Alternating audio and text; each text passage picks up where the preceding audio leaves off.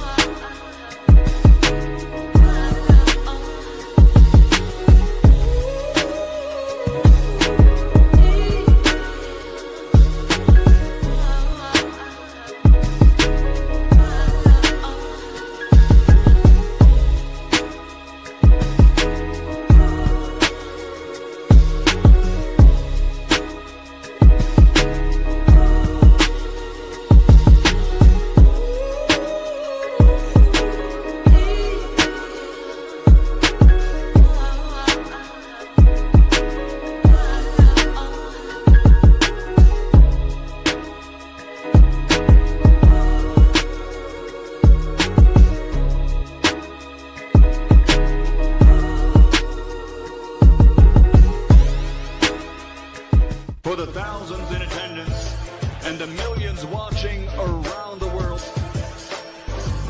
ladies and gentlemen, let's get ready to rumble!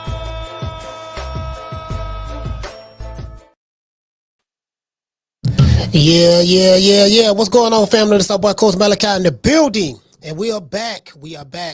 Too Many Podcast. We are back. We back up in this BI, man. Yeah, pull his armrest down. We back up in this BI, man. It is what it is, man. I got a whole lot to say today. You know what I mean? I'm seeing, you know what I mean? I'm reading this message. One of the Haney Maniacs, one of Debo Dev's diehard fans that sent the message, you know what I mean? So he was upset about something. But anyways, let me make sure y'all can hear me. Shoot. Yeah, y'all can hear me. Man. We good. Anyway, what's going on, man? Shout out to Chris. Hey, Bruce. Shout out to Bruce. Hey, Bruce, you know what I'm saying? Bruce, hold on. The stickiest of the icky. You want to smoke with the old boy Rick James?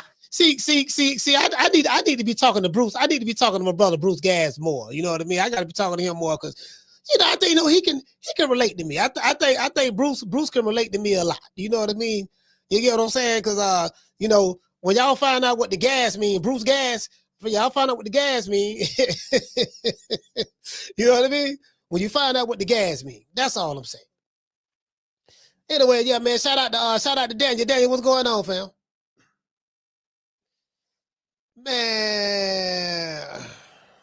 Man, I'm trying to, bro, look here, man. Hey, look here. Man, I'm saying a whole lot of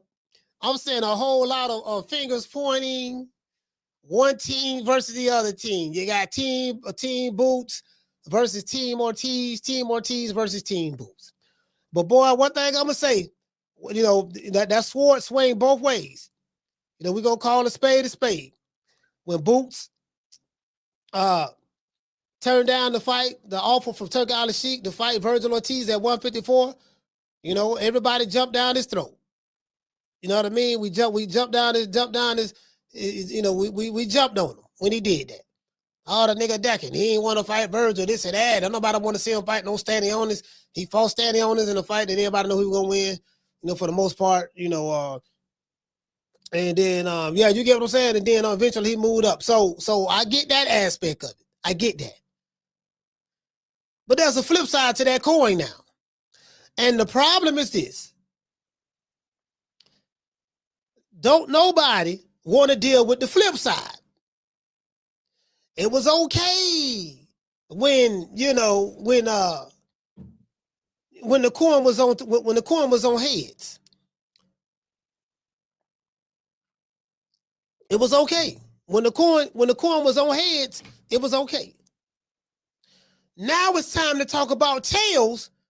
I'm hearing all the same shit I heard when all the same talking points. And this is so funny because they all had the same talking points. He ain't fought nobody. His resume really ain't that good.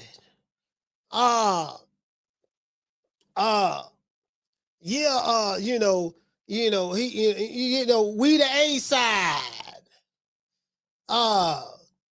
You don't dictate nothing. And we got more options. I'm like, but it's the same shit. It's the same Canelo Alvarez fan base talking points.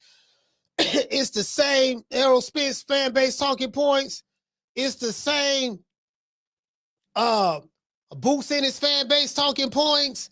It's the same Virgil Ortiz fan base talking points. I say it's the same talking points. When the fan base, you can tell when they're afraid of a certain fighter. I'm gonna tell you how you can tell. When I'll let y'all figure out who they is. When they are afraid of a certain fighter, they go to putting up roadblocks.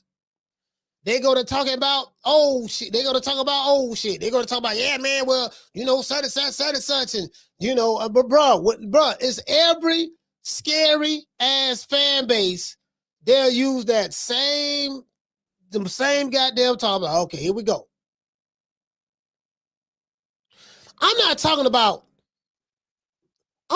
when it's a real smoke situation. Okay, this is real smoke. This fight, this what makes sense. This is the fight that making sense. I ain't talking about if you calling out a nigga somewhere else and goddamn well you ain't gonna get that fight because that dude is gonna move on and he doing something else. I ain't talking about that. I'm talking about prime for prime. Prime rib versus prime rib. Hog maw versus hog maw. Chitlin versus chitlin. Neck bone versus neck bone. Pig feet versus pig feet. Pork chop versus pork chop. That's what I'm saying. And bro, it's the same shit. It seems like it's the same shit. Shout out to Hollow Davis. You see what I'm saying? Motherfucker, I got motherfuckers sending me. I got defense attorneys sending me all kind of stuff. We listen. We got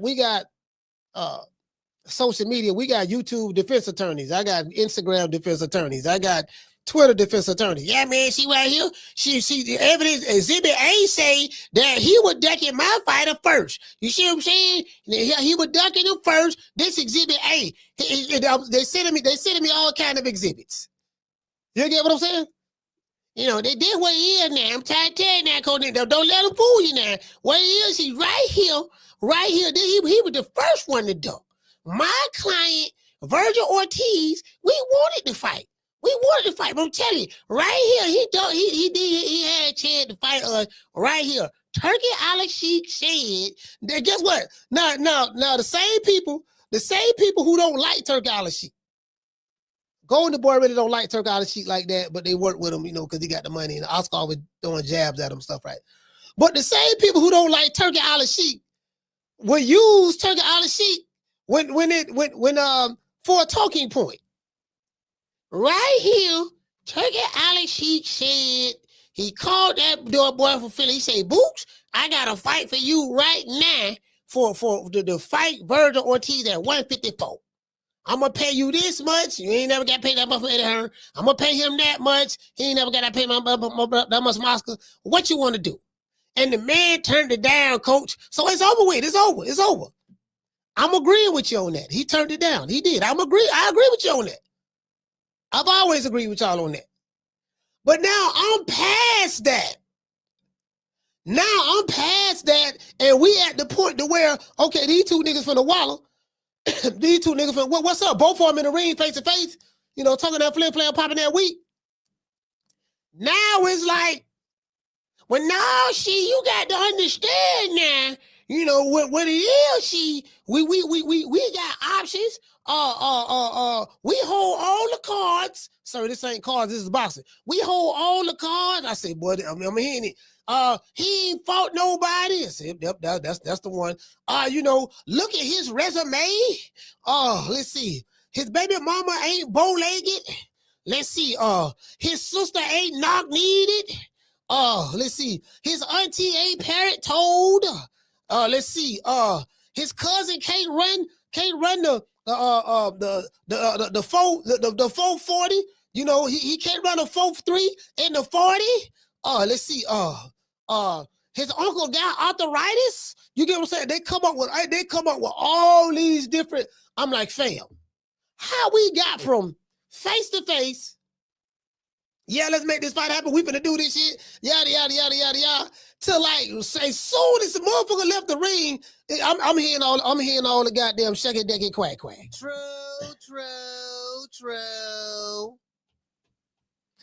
Bruh. You get what I'm saying? I ain't got time for this shit, dog. This the problem. This is what fucked up American boxing. This right here. If you want to know what messed up American boxing, it's this shit right here. And then you got the fake motherfuckers who pretending to be the shit, and then you got the real motherfuckers who the shit. They don't get no praise. They don't get no credit for nothing. You get what I'm saying? I'm like, man, look, man. I'm like, look. Did both of these motherfuckers get in the ring? Oscar De La Hoya, well, that's what Virgil wants to do, but we got, and guess what? Everybody talking about Spence. Shout out to Errol Spence, the big fish. Shout out to the big fish. You're looking good, boy. You're looking good, that boy. Yeah, man, Sebastian Fendora last year, Errol Spence stepped inside the ring and said he want to fight Fendora next, and Scams and Lowitz. This is when Crawford moved up to 154. He like, look, I was undisputed. I want to challenge the champion, which was Sebastian Fendora. And Crawford couldn't fight Fendora. He ended up fighting Majamov. That was the second option, because the first option, Fendora was saying, Scampson was saying, well, no, he said they was hurt, they was injured from the Ortiz fight. We ain't gonna be back until later on in the year. Around this time right here, right? That's what he said, right? Last year. That was last year, around this time last year. Then he talking about something, why would we fight Crawford? He's not a draw. He don't sell. He don't sell. He's not a draw. That's what he said, right? Same old lies, right? He don't sell. But we can fight Errol Spence in Dallas, Texas in front of 90,000 fans. This is what Skimpson said. 90,000. The nigga who ain't no draw don't sell. Everybody calling out the nigga who ain't no draw that don't sell now. I'm not saying he's not a draw, he don't sell. That was a lie. The numbers don't show that. Live gate, attendance, and all that don't show that at all. It shows the opposite. But that's neither here nor there. So now the same dude who you wouldn't fight because he good, but he ain't no draw, he don't sell. Now y'all calling that guy out. True. Keep that same energy though. Keep that same energy. He wasn't a draw, and he couldn't sell. Keep that same energy. That's all I'm saying. Keep that same energy.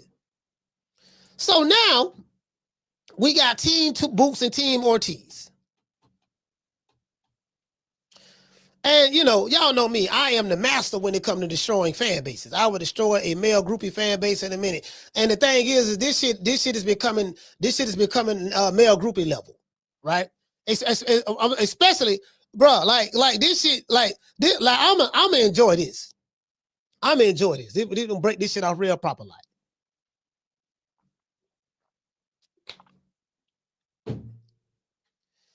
You get what I'm saying? Hey, this motherfucker calling out a dude, Spence, who haven't fought in over 2 years, going on 2.5 years. You can't make this shit up. You want to, as a matter of fact, forget all that. Let me just, I'm gonna read the opening monologue. Anyways, while Virgil Ortiz's team is moving the goalposts, right? See, like they're moving the goalposts on Jaron Boots Ennis. Actually, the truth on why they doing it. To be fair. Because again, all this shit, like all this pump faking. And let me tell you, where the goddess at? Where is the goddess? If the goddess is here, I want to tell the goddess that you was right, sis. I was wrong. Goddess told me, Saturday night I got happy, got the Holy Ghost. I was doing the electric slide. I was doing the butterfly, the prep, the cabbage patch, the oak tree. You know what I mean? The bird, the chili sauce, the mashed potato. I was doing all that, right? She say, Coach, it don't take much to please you. She say, She said, I'll be happy when I'll be surprised if that fight actually happened. And she said something of that sort, right? I say, Goddess, you got to have faith, sister. I say, like, this is, we ain't never got this far. Boots leaving Philly. And this what impressed me about the entire thing. The man left Philly by himself. He didn't have Gillian Wallow with him. He didn't have Meat Mill with him. He didn't have Greg Hackett with him. He didn't have nobody with him, right? He didn't have his daddy with him, his brothers. He came by himself, him and Eddie the Hitman Hearn. I say, shit. I ain't never seen no shit like this. You get what I'm saying? Hey, shout out to Steph. Steph, what's going on, Steph? I say, shit, I ain't never seen no shit. Oh, goddamn, this is the first time, goddamn, boots on the ground. What I would have said boots on the ground in Fort Worth, Texas. Now, I will say this. I'm surprised that venue wasn't sold out. Virgil Ortiz, Oscar talking like Virgil, some kind of superstar, but shit, there was a lot of empty seats out there at that fight. Hey, that was a lot of empty seats out there. He talking like, hold on, he talking like doggone Virgil, some kind of superstar. Like, superstar where? Where this motherfucker superstar at? What?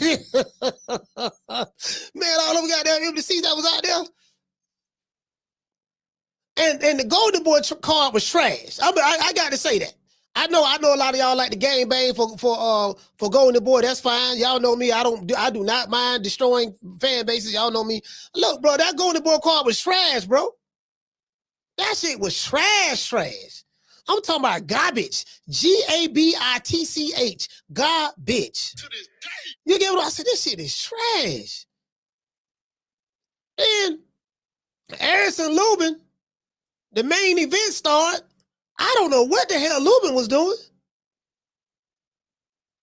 He wouldn't throw no punches. And then when he did let his hands go, he was throwing them slow, telegraphing shots. I think he might have threw like 10 punches the entire fight, something like that. Then he voluntarily go to the ropes, put his hands up in a high guard, and let doggone Ortiz just wail on him. He did that a couple of times before he got stopped. I said, oh, man. True. This nigga here. Bro, I'm tired. Listen, the only black fighter that I see that when he go and fight the top guy, his sole mission was to go take him out. That's Crawford. When these dudes fight Canelos, they do what Jamel Charlo do. They run and lay down. Scared, don't want to fight. They're scared to feel the Mexican power. They scared, right? Talk about some of these black fighters. They go over there. And I told y'all know how Golden Boy roll. They got the Golden Boy special going on, right? Some motherfucker telling me they think the fight was fixed. That's why I say, Oscar De La Hoya, you making mockery of the investigation that's going on with the UFC and Dana White for fixing fights.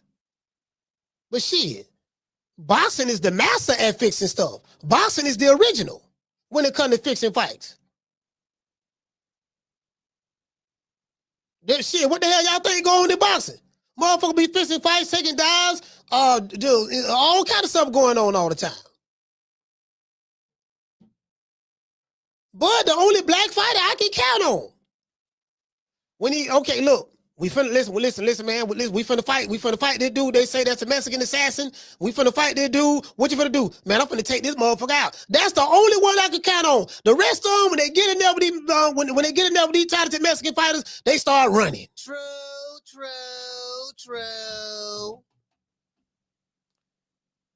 They start running and shelling up, folding.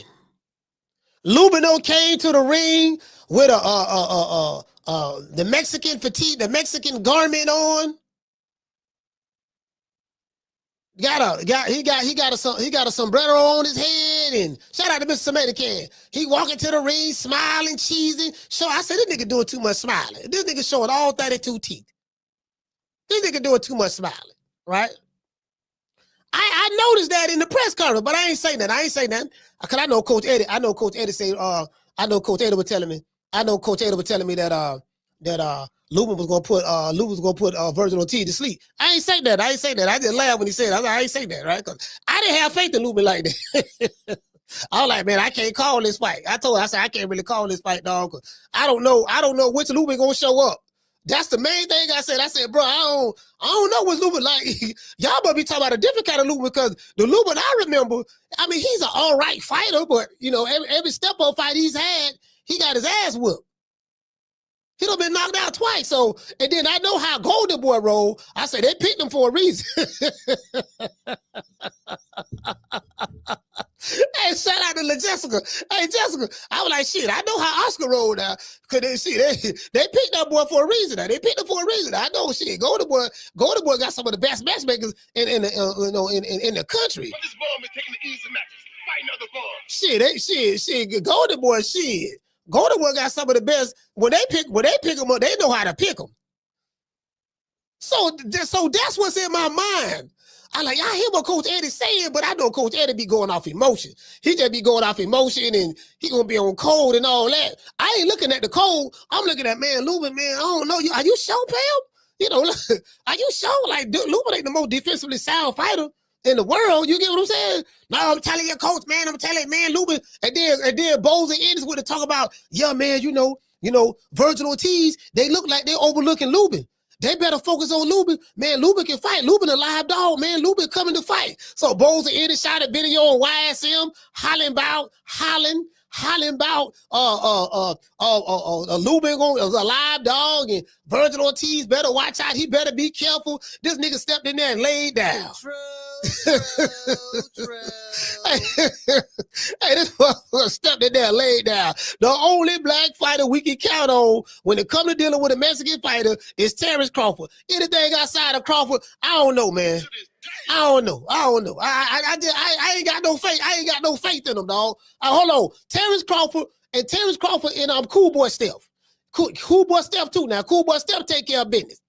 Now Cool Boy lost to a new way. He did lose a new way. He lost, but that ain't no shame in that. But I'm saying we saw what he did to Brandon Figueroa. We saw how he pieced him up twice. So yeah, that's it. It ain't but two. It ain't but two we can count on. It ain't but two we can count on. Well, maybe Tank. Maybe we can count on Tank. He did. No. I don't want to bring him Tank. Oh yeah, Shakur. I forgot all about Shakur. Yeah, I forgot all about. Hold on, Scott said Shakur too. Yeah, I forgot all about Shakur. Shakur was piecing up. He did piece up. What the dude name? What the dude name? William Cepeda. He did piece up William Cepeda. That's right. Yeah, I forgot all about Shakur. It ain't but a few. It ain't but a handful, dog. It ain't but a handful. So that like you can't. That's why I said you can't be giving everybody that slick black fighter title, man. That slick black fighter title, like bro, you just can't because he black, he slick. No, man, no. A slick black fighter is a certain style. When a motherfucker fight you right there in the pocket, mid-range, swim without getting wet. He can hit you, but you can't hit him, and you right there banging him. You get what I'm saying? So, so yeah, that's right. So Shakur, we can count on Shakur, we can count on Bud, and we can count on Cool Boy. Them the only three. Everybody else is suspect. To this day. Everybody else is suspect. Everybody else is suspect. I mean, Debo Dale fought Ryan Garcia, but we see how that turned out. But Ryan Garcia had Osman in his system, but I don't know what role the Osman played on Devin Haney's defense, but that's neither here nor there. We can't really count that because Ryan Garcia cheated. But you get what I'm saying. But I'm just saying the three that I know that their track record speak for itself. I just told y'all. Yeah, rest of these motherfuckers just be happy to be in the ring. They just stick their heads high guard and let the man. I went back and looked at that fight again. I said, bro, he literally just went on the ropes, went in a high guard, and let Virgil Ortiz just wail on him. Literally, that's what he did. Literally. Verge, he had his hands up. Verge was wailing on him. Left foot, then came out the right hook. And then he took his left hand and knocked and pulled Lubin's, fighters always do that, pulled Lubin's left hand down and then came around the guard and hit him, and that's what kind of like knocked him out, had him standing up. Literally, that's what the man did. Somebody say, Coach, the fight was fixed. Hey, God, oh, there go my girl, God. Hey, Goddess, what's up? Goddess, what's up? I was just talking about you. Goddess, I owe you an apology. I owe you an apology. You was right. You told me that I'm too easy to please. You told me that I should not get excited because Boots stepped in the ring. You told me that. I was like, Goddess, you have to be optimistic. My sister, that's the problem. You have so much pessimism that you don't leave room for optimism. In order to have room for optimism, you must remove the pessimism. You get what I'm saying? So you was pessimistic, but you was right. You was right. I'm sitting back. I'm like, Lord have mercy. It seemed like Oscar De La Hoya seemed like he's shaking like booty meat. Doggone Virgil Ortiz seemed like he's shaking like booty meat. Oh, you know, again, I mean, I don't want to say Virgil shaking like booty meat. I really don't, but I think Virgil want to fight. I think Boots want to fight each other. It's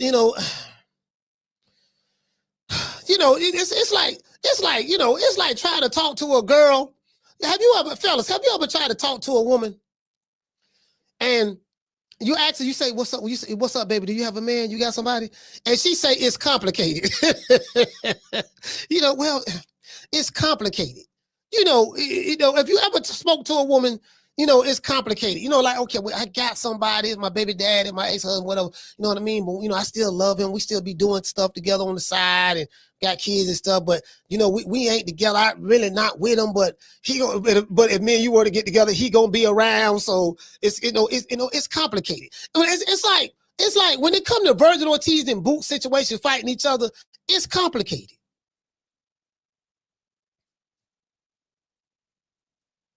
Anyway, we're finna pull up these receipts.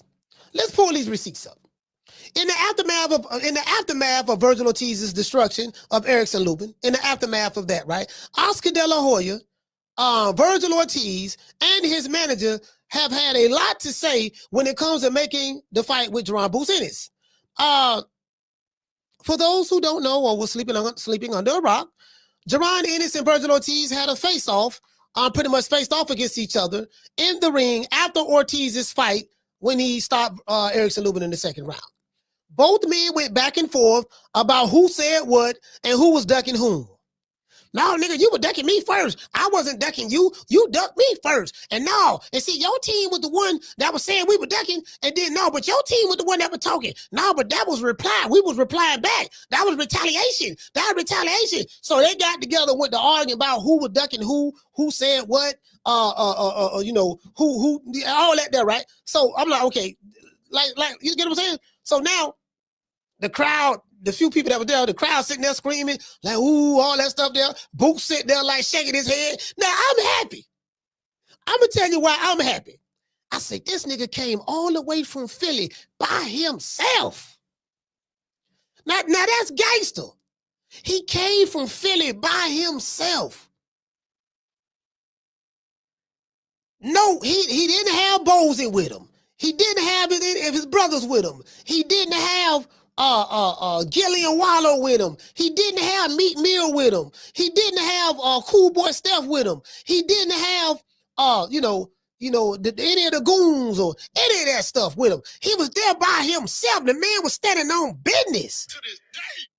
Man, I'm finna go to this shit. I'm finna go to the lines there. Where the boy from Fort Worth? I'm finna go to where this man is from, and I'm gonna be in the fight by myself, no security, no nothing, surrounded by Mexicans. True.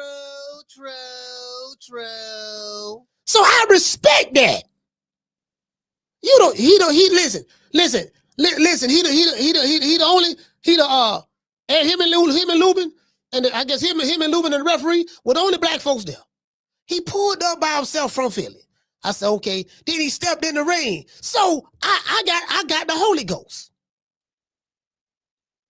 I got excited. Then I said, oh, see, this shit finna be on and popping. Anyways. Yeah, man. Anyways. It's funny. Okay, so basically, so they went back and forth about who ducked who said what, whatever the case may be, right? As far as I'm concerned, all of that is water under the bridge. Why? Because as of Saturday night, Boots Ennis made it clear in Fort Worth, Texas, that he wants to fight Virgil Ortiz next. Virgil Ortiz said he wanted to fight Boots next as well. As a matter of fact, Virgil Ortiz said, yeah, it's about time. Yeah, we can make it happen. Virgil said, yeah, we can make it happen. Boots said, yeah, man, I want to fight you next, this and that. He said, yeah, it's that time. Yeah, we can make it happen. But what I had to go back and listen to it again. I said, but he never said we can make it happen next. He never said we can make it happen next. So I'm getting the Holy Ghost. God is trying to keep me in check. Like, look, coach, you getting too excited about this shit. Like, don't fall for the 52 fake out. I don't fail for the flea flicker. The oldest trick in the book, the flea flicker in football, right? The flea flicker, you know, the quarterback drop back, hands the ball off to the running back. The offensive line form like a great wall of China. The linebackers and the safeties come up because they think that the running back finna run the ball. The running back turn around, flick the ball back to the quarterback. Wide receiver, wide open in the end zone doing the Tootsie Roll, the butterfly, and the cabbage patch. The quarterback throwing the ball, touchdown, the flea flicker. I fell for the flea flicker. True.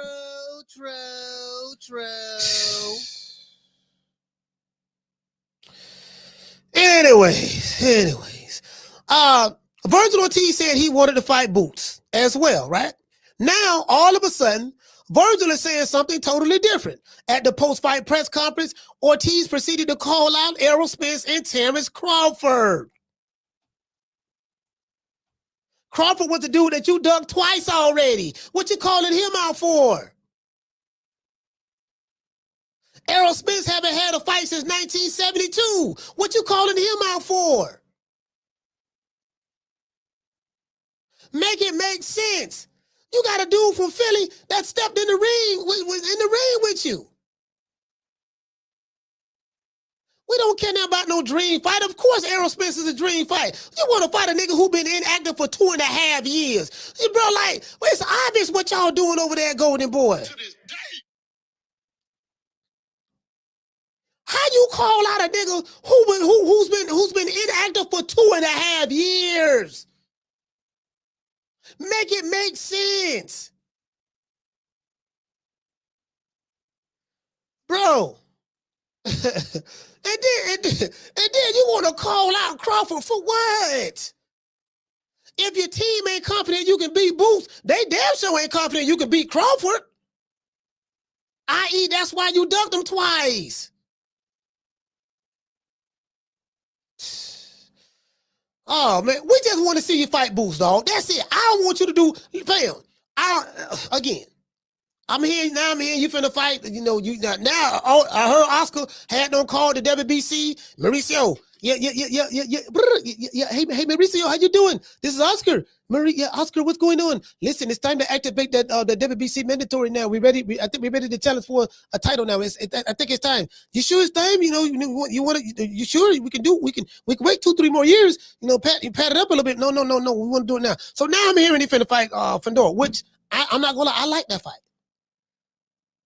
I like that fight. I wouldn't mind seeing Boots fight. Virgil Ortiz fight Fandor. I ain't gonna say a lot to you. That's a good fight. I can't complain about that. But you got me all hyped up, man, with Boots stepping in the ring, man. True. Playing with my emotions. Playing with my emotions when it comes to this boxing stuff, fam. The Philadelphia Eagle has landed, Boots on the ground in Fort Worth, stepped in the ring. What's happening? Man, bro, like, I get all that. Well, he turned it down here and there. Listen, I'm past that. Right now, I'm speaking from Saturday night on forward. Anything that happens before Saturday night, I'm not worried about that. I'm saying Saturday night on forward. What's up? They want to put barriers for why we shouldn't get fights. I'm trying to build bridges for why we should get fights. True. Shout out to Candy Slim. That 90 chick, what's going on? The old 52 fake out. Oh, we got receipts. We finna play these receipts.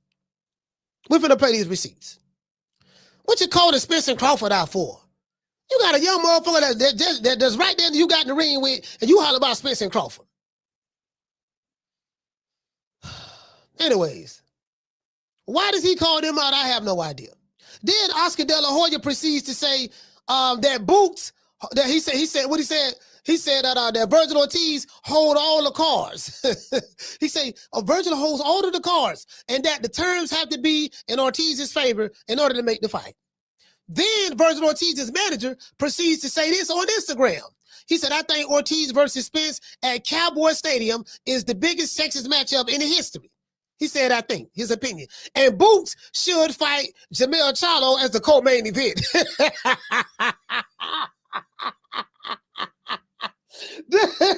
They said all this the same night. From the time Boots and Virgil was face-to-face in the ring, from that time all the way up to now, they said all these things. Now I'm hearing Virgil Ortiz want $10 million. Well, he want $10 million. Well, the only one can afford to pay him that is the Turk out of seat. And I got a question for you, Oscar. Did Virgil Ortiz get $10 million to fight Erickson Lubin? Nigga told I want $10 million. $10 million. Okay, did he get $10 million to fight Erickson Lubin? Did you pay him that? These niggas ain't no $10 million fighters. Virgil Ortiz fought at the venue for Erickson Lubin, and it wasn't even sold out. He can't even sell out where he stay at. So how do you justify $10 million? Based on what? He ain't no draw. A good fighter, but, you moving. We got him under the Golden Boy diet, but, he a good fighter. Did he get paid $10 million to fight Lubin? That's the question I have.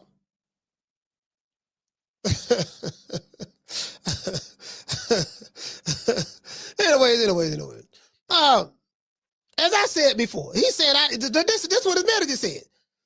What the hell? This is a question I have. What the hell does Errol Spence and Jermell Charlo have to do with making a fight with Boots? What does Errol Spence and Jermell Charlo? These motherfuckers want to play matchmaker? Yeah, dog, she did what I think. What we got to do now? She went in now. I'm talking about old goalpost move with that nigga. And I see this all the time. I saw this with Canelo fans. I saw this with Spence fans when it came to the Crawford fight. I saw this with Tank fans when it come to him fighting anyone, any of the guys, his contemporaries. I see this with certain fan bases when their fighter, when it's dealing with their fighter. And it's like, again, I'm not talking about Spence or Crawford or Canelo. I'm not talking about those guys as of late to that. I'm saying the fan bases. There's a certain element of the fan bases, and I'm starting to hear these same talking points with Virgil Ortiz. I'm starting to hear these same talking points. Bro, for you to even want to fight Errol Spence, a guy who's been inactive for 2.5 years, and by the time he get in the ring and fight, it may be 3 years. We might not, if we see him, we might not even see him till next year around March or April sometime. That's going to be damn near 3 years.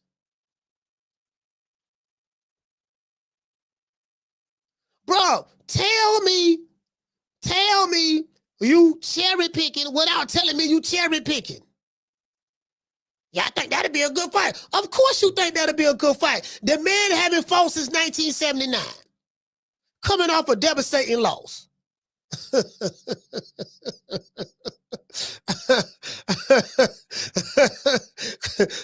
But yeah, that's what I want to fight. I think that's my dream fight. Of course it's your dream fight. Yeah, you get, of course, especially right now.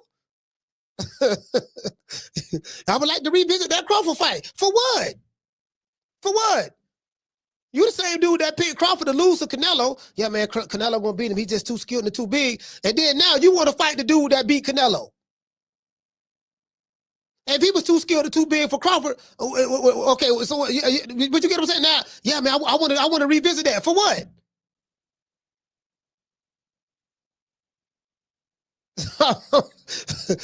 You get what I'm saying? Come on, fam. Anyways, as I said before, what does that have to do with making the Boots fight? Absolutely nothing. But these are the games that Ortiz and his team are playing. From this point forward, I don't want to hear anything about Boots ducking Ortiz. I don't want to hear anything about Ortiz ducking Boots. As far as I'm concerned, goddammit, Goddess was right. Y'all can decide who ducking who. Who ducking who? I ain't gonna lie. Hey, Virgil Ortiz, bro, I ain't gonna lie. Fam. Who ducking who? Listen, there was a song that Aretha Franklin made in the 80s. You know what I mean? She had We Want to Ride on the Freeway, you know, the Freeway of Love and all that stuff there. I think Luther produced that album for. Then she had a song called Who's Zooming Who. We gonna change the name of that song to Who's Ducking Who. Who's Zooming Who? Take another look. Tell me, baby, who's zooming who? You know what I mean? Who's ducking who? You get what I'm saying? Now, motherfucker, holler about, well, I want to fight Spence. Of course you want to fight Spence. In Dallas Stadium. That's the same shit Scamps and Lowitz said about Fendora and Spence. We gonna fight in Dallas Stadium. Do 90,000. Now he talking about something, yeah, it's gonna be a big fight, Dallas Stadium. Man, come on, man. You want to fight Spence because you want to fight Spence because you believe that's gonna be an easy fight for you. You fight the dude coming off a 2.5-year layoff. Cut the bullshit. You got the boy from Philly right there. You want a nigga to do some shit that y'all ain't did yet. Talking about some, yeah, dog. Y'all see, so I'm hearing people talking about some, yeah, man, Boots got to get a belt. And then it'll make the fight worthwhile. But Virgil Ortiz ain't never had a belt. His entire career, he never had a belt. When I say belt, I ain't talking about the Mickey Mouse belts. I'm talking about the main belts that y'all say don't mean shit no more.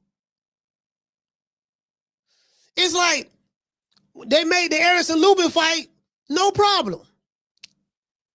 I don't need 10 million to fight Lubin. Lubin got to do more. Lubin just can't jump straight to the top to fight us. He got to put in more work. We didn't hear none of these talking points when it came to fighting Lubin. None of that. You can't make this up. To this day. Anyways. Yes, I'm done. The crazy part about this, about it is this, right? I'm hearing a lot of these Ortiz fans, they doing the same thing that the Canelo fans did when they didn't want Canelo to fight a certain fighter. And this is duck language. When Boots turned down to fight Ortiz, what we called him a duck. Had a chance to fight the man. You turned it down. Turned out she said something about you wanted 2 tune-ups when you moved up or something like that. All of that is noted. I haven't forgot about that. But guess what? Now it's Virgil Ortiz's turn. It's Virgil Ortiz's turn. The man talking duck language now, bro. After they met face to face in the ring. Oh, I just supposed to ignore that? I just supposed to just let that go, huh? I should be real good for now home, Mr. Kate. True. No. Why the hell is Ortiz calling out Errol Spence when Errol Spence haven't been in the ring in over 2 years? And why is Virgil Ortiz calling out Terence Crawford when he know goddamn well his team won't make that fight? The same team who turned that fight down when you had the opportunity to fight Crawford twice. That very same team that you still with, who turned that very same fight down twice. You wanna, yeah, man, I think we can make that fight now. Nigga, please. To this day, nigga, please. Anyways, you had an opportunity to fight this dude, and you turned the fight down twice. As far as I'm concerned, Virgil Ortiz is hiding behind Oscar and his manager, his father, and Robert Garcia. He's hiding behind his team. This is the oldest trick in the book. He got the same shit that I said about that Floyd Mayweather and Booger Ray Leonard and Al Heyman was doing for Tank Davis. I said they got this boy behind the winter protection program. This is the same shit going on with Virgil Ortiz. I hate to say it. Hate to say it to you Virgil Ortiz's fans. They got the Great Wall of China around that boy. They don't believe in him. They want to put him in setup fights that we already know. Okay, goddamn Lubin went in there. I don't know what Coach ever think about, but Lubin went in there like, bro, I went back and looked at that fight again. I'm like, bro, the man ain't do nothing. He literally didn't do nothing. Moved around the ring a little bit, shot a couple of punches out there half-heartedly. Punches was coming slow. I remember when I called the fight, I was like, man, Lubin let the left hand go, but it's coming slow. Like, it was just so slow. Virgil Ortiz was picking some of his shots. Then he voluntarily go to the ring, go to the ropes, and sit in the high guard. He did that in the first round. And then in the second round, he did it again. We saw how that worked out. But you talked all this hammer shit. Erickson, the hammer, Lubin. Where the hammer was at? You forgot the hammer. Yeah, man, I told you, man, he from Florida, man, but we don't, like, one thing about Florida, we don't be claiming no anybody. We don't do that. You got to be a hell of a nigga for somebody from Florida to claim you. You got to be Roy Jones or Winky Wright or what's my main man name?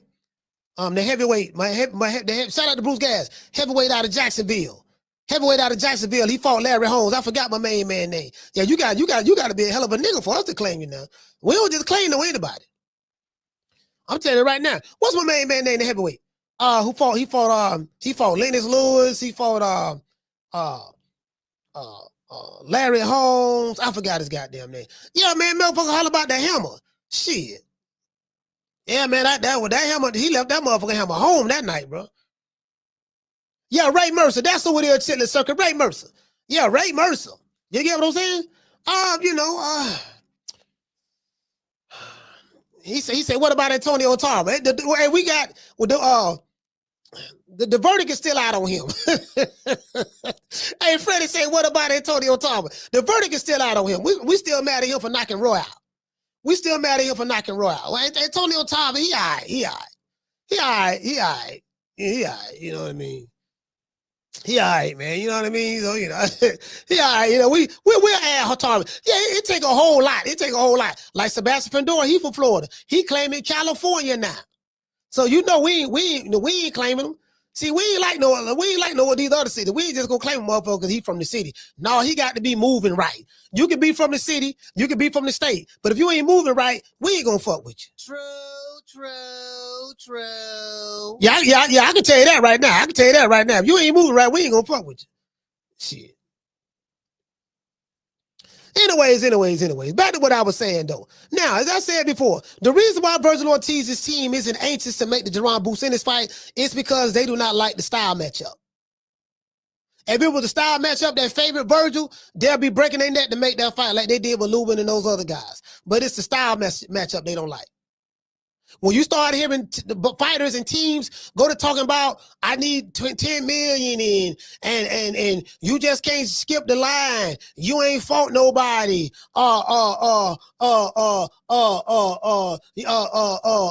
Your cousin got to be bow-legged. Your auntie got to be not needed. We need at least 10 mil just for to sit down and talk. We hold all the cards. We the A side. I mean, we ain't hear none of this talk. We ain't hear none of this talk with Lubin. True. We ain't hear none of that. None of that. When they start doing that, that's what it is. The team don't like the style matchup. Ortiz's team is hesitant to put Virgil in the ring against an athletic, young, and as Coach Eddie would say, slick black fighter who's in his prime. This is what's going on. I'm just finna tell y'all what God love. They looking like, God damn, man, we done fucked up with Crawford don't want Canelo. God damn, you know what I mean? And shit. And every time, when you get an elite, see what it is, see, this is what they looking at. They're looking at when you get an elite black fighter versus an elite Mexican fighter, a lot of times the black fighter always wins. Talking about the elite black fighter, right? You know what I mean? I ain't talking about the regular black fighter. Like Lubin is a regular black fighter. Ortiz gonna whoop their ass 7 days a week, twice on Sunday. Them regular black fighter, he gonna run through them. But I'm saying this is what they're looking at. So in their mind, they like, stylistically. And then the same thing with Boots to a degree. The same thing with Boots, his team moved him like that as well. Boots' team moved him like that as well. I'm gonna tell you why. Because I think Boots have 2 brothers, if I'm not mistaken. 2 brothers, right? And I was watching the video somebody sent me, and I was listening to Leon Muhammad out of Philly, and he was talking about how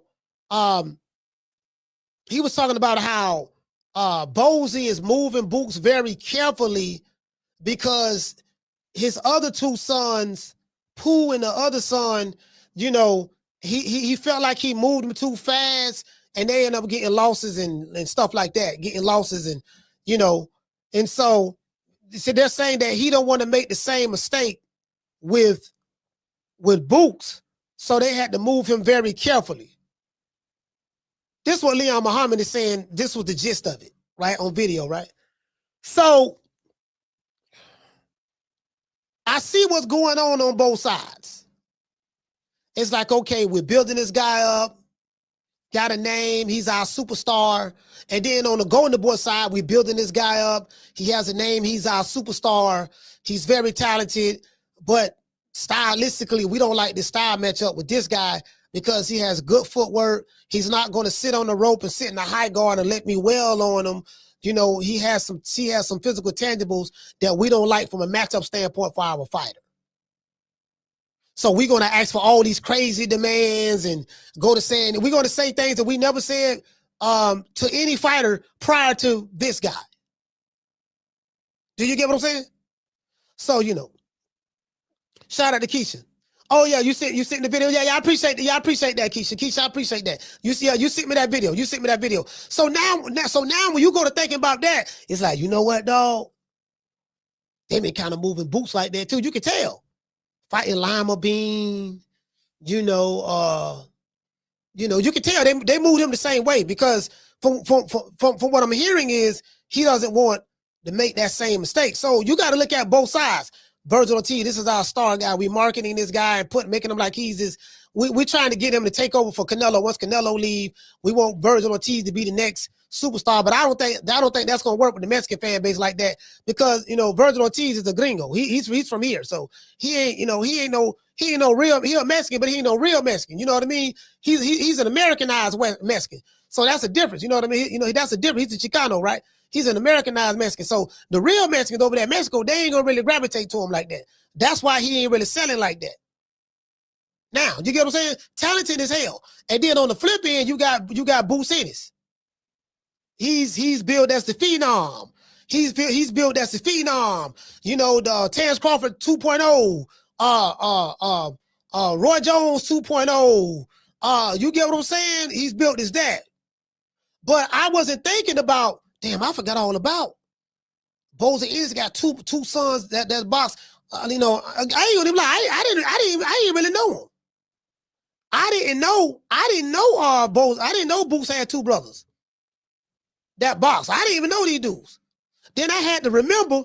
I said, wait a minute. I think one of them fought Badu Jack. I think Badu Jack fought one of them. Now that I think about it, I forgot all about it, bro. So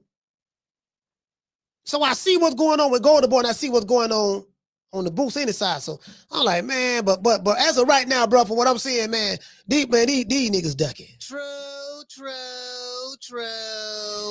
Yeah, man, you know what I mean? So the reason why Virgil Ortiz's team, as I said before, is not anxious to make this fight is because they don't like the style matchup. Ortiz's team is hesitant to put Virgil Ortiz in the ring against a guy like Jaron Ennis. And it's very important for them to control the narrative. But in doing so, they are exposing themselves. The only fight the fans want to see next is Jaron Ennis versus Virgil Ortiz. That's it. We don't want to see no Spence or Crawford. We want to see Virgil and Boots. Let's look and see what Virgil Ortiz, Oscar De La Hoya, Robert Garcia, and Ortiz's manager, what's the name, Rick Merrigan, or whatever the case may be, have to say, and let's get into the show. Today's show was sponsored by Foster's Barbershop. If you're in the city of Tampa, download the app Booksy, that's BOOKSY, Foster's Barbershop, and let them know that Coach Malachi sent you, and you will receive a 10% discount. Also, Today's show is, we got this our new sponsor. Today's show is sponsored by IT Bail Bondsman. You get what I'm saying? If you are sitting in the county jail right now, and you may be in jail for child support, a missed court date, or you may be in jail for driving with suspended license. Guess what? I've been there, guys. You know, I made one call to IT Bail Bondsman, and they had me out the same day. If you or your people are locked up in the city of Tampa, please call IT Bail Bonds at 813-231-2663, or you can pull up at 6201 East Hillsborough Avenue, IT Bail Bondsman, where freedom is on the line. Let's give our sponsors a round of applause. Yeah. You might have somebody, might be a YN out there. You might need a bail bondsman, baby boy, the way you live. It might be a YN out there that, you know, he probably about that life, living that life. You get what I'm saying? Might be in jail. Your baby daddy might got arrested for child support. You might got to put that check up or something. You dig? Shout out to Mr. Nice. Hey, okay. Dropping that $2 super chat. He say turn Lubin into a fajita. I'm shaking my head. Let the whole hood down. Man, Lubin, listen. Lubin let the whole hood down. I want to thank the whole hood who came out here. I love y'all. I did this for the hood. Y'all know I beat that boy. Yeah, man. Hey, the man let the whole hood down. Hold on. Hey, shout out to Tila. Tila, let's go over here. Let's go over here and see what's happening. Yeah, I don't need no defense attorneys to tell me a goddamn thing. I go about what I hear. Behind you. Of course I want the belts. I want all the belts. As far as why the divisions are stacked, I wonder why that is. Every time I go to one, people seem to gravitate toward it. I don't know. But that's how I like it. That's how I want it to be. I mean, look, I'm here to fight the best. I don't care who it is. It can be Boots next. It can be Spence next. It can be Crawford next if he's still willing to do it. Because, you know, that's a fight that I've been calling for a while. I think that. You heard what he said? He said if he's still willing to do it, meaning that he was willing to do it in the past. It's a great fight to make happen still. Man, and we're just gonna keep doing what I do best, you know, and that's just being me. He said we're gonna keep doing what we do best. See, he said we're gonna keep doing what we do best. See, that's that. Of course you are. Virgil, great fight, man. Great win. JJ Sullivan, Spit Burger Podcast. I got two questions. First one. Okay. First one. Oh, yeah, she said just one.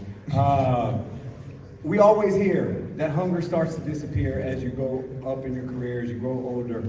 How would you compare your hunger today? I think your scenario is a little fuck hunger. How much do you still want to get that belt behind you? Of course I want the belts. I want all the belts. Oh, he talking about the belts. I'm talking about what the one. Okay, here it go right here. That ain't the one I was looking. Let's go to this one. I know Charlo was ringside, Boots was here, we saw him in the ring, Spence was here and everything. A lot of the names that have circled you in the past were here to see you in this performance. What were your thoughts on them being here, and which one of them do you want next? It doesn't matter who's next. If I had to pick, I'm going to be honest, it would be Spence, because that's my...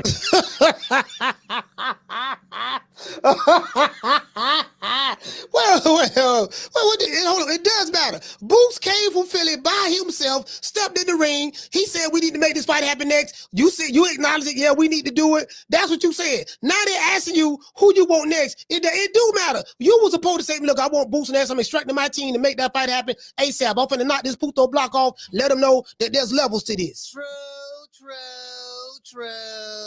I can't wait to drop these phone lines. Let's get it. What are your thoughts on them being here, and which one of them do you want next? It doesn't matter who's next. If I had to pick, I'm gonna be honest, it would be Spence, because that's my dream fight. I've been calling it since AT&T. There you go, at the Cowboys Stadium, and I just think that's my dream fight. And I don't care what anyone says about it. But anyone else, like I said, anyone can get it respectfully. I just want to fight the best. I'm just a competitive guy. Oh, okay. I get all that. Okay, we want you to fight Boots. They say Boots the best. They say the Boots is the best out there. That's what they say. Okay, we want you to fight him next. That's it. That's all we want. We ain't asking you to do nothing else, dog. We just want you to fight him. That's all we asking for. The man came all the way to Fort Worth, got in the ring with you. Y'all was face to face. That's it. That's all we want. That's all we want. Yeah. Virgil, how surprised were you with your performance, considering I was watching, obviously, Lubin's fight against Pandora. That was a crazy fight, and you were able to, in 2 rounds, dominate this fight. I honestly swear to God, had a feeling that it was going to end early. But of course you had a feeling it was going to end early. I got that feeling. Hi. Get on up, man. I'm like, listen, of course you had a feeling it was going to end early. That's why y'all picked him. True. Shit. God damn, bro. Fam, that's why you picked him. Because you had a feeling it was going to end early. Hey, Miss Connie, you know, I think that was the obvious you had a feeling it was going to end early. That's why you picked him. You get what I'm saying? Shit, if you had a feeling that you was gonna beat Boots early, that fight would be made already. True.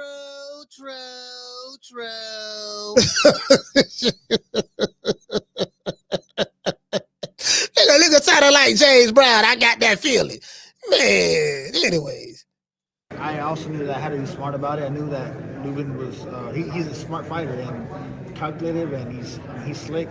So he say Lubin is a smart fighter, calculated, and he's slick. Ain't that slick by Lubin? See, he been listening to Coach Eddie too long. He told me so Lubin is slick. Where he slick at? I ain't never confused Lubin to be no slick black fighter. I mean, he's a black fighter. I think he Haitian. He's a black fighter, but he ain't no goddamn slick fighter. He talking about something else. He's slick. Slick where? Where he was slick at? Nigga, please. Anyways. I just knew I had to be smart, and we found a way. Virgil, obviously Boots knocked out Lima in a round. Did you feel like you had to make some sort of statement, or was it just you wanted to be you in the ring? I just be me in the ring. Honestly, I don't think about anything that's not happening in the ring. If the referee's not telling me to break, or if my opponent's not punching me, that's all I'm thinking about. Virgil, do you see anything in Boots as a potential opponent that you can exploit? Do you see some weaknesses that you've been checking out that makes you be like, yeah, I can do something with this? Everyone has weaknesses. That's no question. He didn't answer the question. Well, he answered it, but he didn't answer. You know, he said everyone has weaknesses, but he asked him specifically, what is it in Boots that you see? Do you see any weaknesses? He just said everyone has weaknesses. Yeah. He didn't elaborate on it. He's a future opponent, so I keep my eye out. You made a good point about the Lubin fight. There was something that happened where he went from like engaged in the action to not engaged. Was there a bunch of that? I'll have to watch the fight. I think maybe I hit him with the body shot in the first round. I kind of froze him, but I'll have to watch the fight over. Robert Lamar with Dice City, Virgil. They made a comment about Cinco de Mayo. We all know that used to be Oscars weekend, Mexican Independence Day weekend. I know you looking like Travis, saw it that weekend. What do you think about you being a Talk about Cinco de Mayo. Nigga said, man, hold on. Let's hear what Oscar De La Hoya got to say. Let's go here. Let's go here, y'all, before I drop these phone lines. Oscar, what about? Congratulations, Can I talk to you about Oscar, you said some things up there. You said some things up there that I think. Virgil Ortiz was on Snack. Are y'all saying that? Why y'all not making no video talking about something? Yeah, man, Virgil Ortiz was on that sniggity snack. Maybe that's why he was able to beat Lubin. True. Why y'all ain't talking about that? Make some videos about that for all you snack conspirators out there. That some of the fans may get troubled by, because it's like this fight is right here waiting to happen. Yeah. Let's not talk about money, but money could become an issue here, right? No, it actually can. I mean, look, this can be a great negotiation. Obviously, look, when I say it has to be favorable to Virgil, that's the obvious case. I mean, look at what he did. Look at who he is. Virgil Ortiz is the man. Having this fight in Las Vegas can be huge, but Virgil Ortiz has to be the favorite here when it comes to negotiations. And as long as they're favorable, we'll make the fight happen. There's no problem. That is so vague. As long as it's favorable, we'll make the fight. Bro, okay, here come the obstacles. Here it go. Now what do we got to do now? Hold on now. Wait a minute now. We gonna do something called factoring. All right now, Virgil Ortiz, he's a mega superstar in boxing. No, Oscar, the numbers don't show here, superstar. That fight he had with Lubin and that garbage ass card that you just fought on, that shit wasn't packed at all. Yeah, but don't worry about that. But see where he is, he's a superstar. See, and he Mexican. Okay, we know he's a Mexican, but he don't speak Spanish, so I don't think that I gotta talk to La Raza. I gotta talk to the real Mexican. I got my partner. My partner stayed about 4 houses down. Four houses down. I'm gonna go holler at him. I'm gonna go talk to some real Mexicans because I need to see, what they saying about this. I gotta go talk to them and see what they say. I can't go by what Oscar say. Oscar and Eddie Hearn they're like a used car salesman, a snake oil salesman or something of that sort. All right, let's see. All right, okay. So you know what I mean. So that's all I'm saying. Oscar, I think everybody wants to see the fight, so the money's not going to be an issue because there will be enough money in the pot. Yes. He said there will be enough money in the pot. Oh boy. He said the money is not the issue. So all right, we don't evaluate this fight as an $11 million fight. Okay, Virgil want 10. We gonna pay you 1. Okay, that's it. That's it. 90-10. This is gonna be a 90-10 split. If you really want to fight now, do you really want to fight? Okay, cool. Now you got to make sacrifices. Now sacrifices. Make some sacrifices. You know what I mean? All right, now it's gonna be a 90-10 split. Okay. No back end. You don't get no back end. Let's see. You gonna have to weigh in on the same day. We got rid of that, but we gonna bring that back for you. Let's see. You got to run 5 miles the day of the fight. Let's see. What else? Lord have mercy.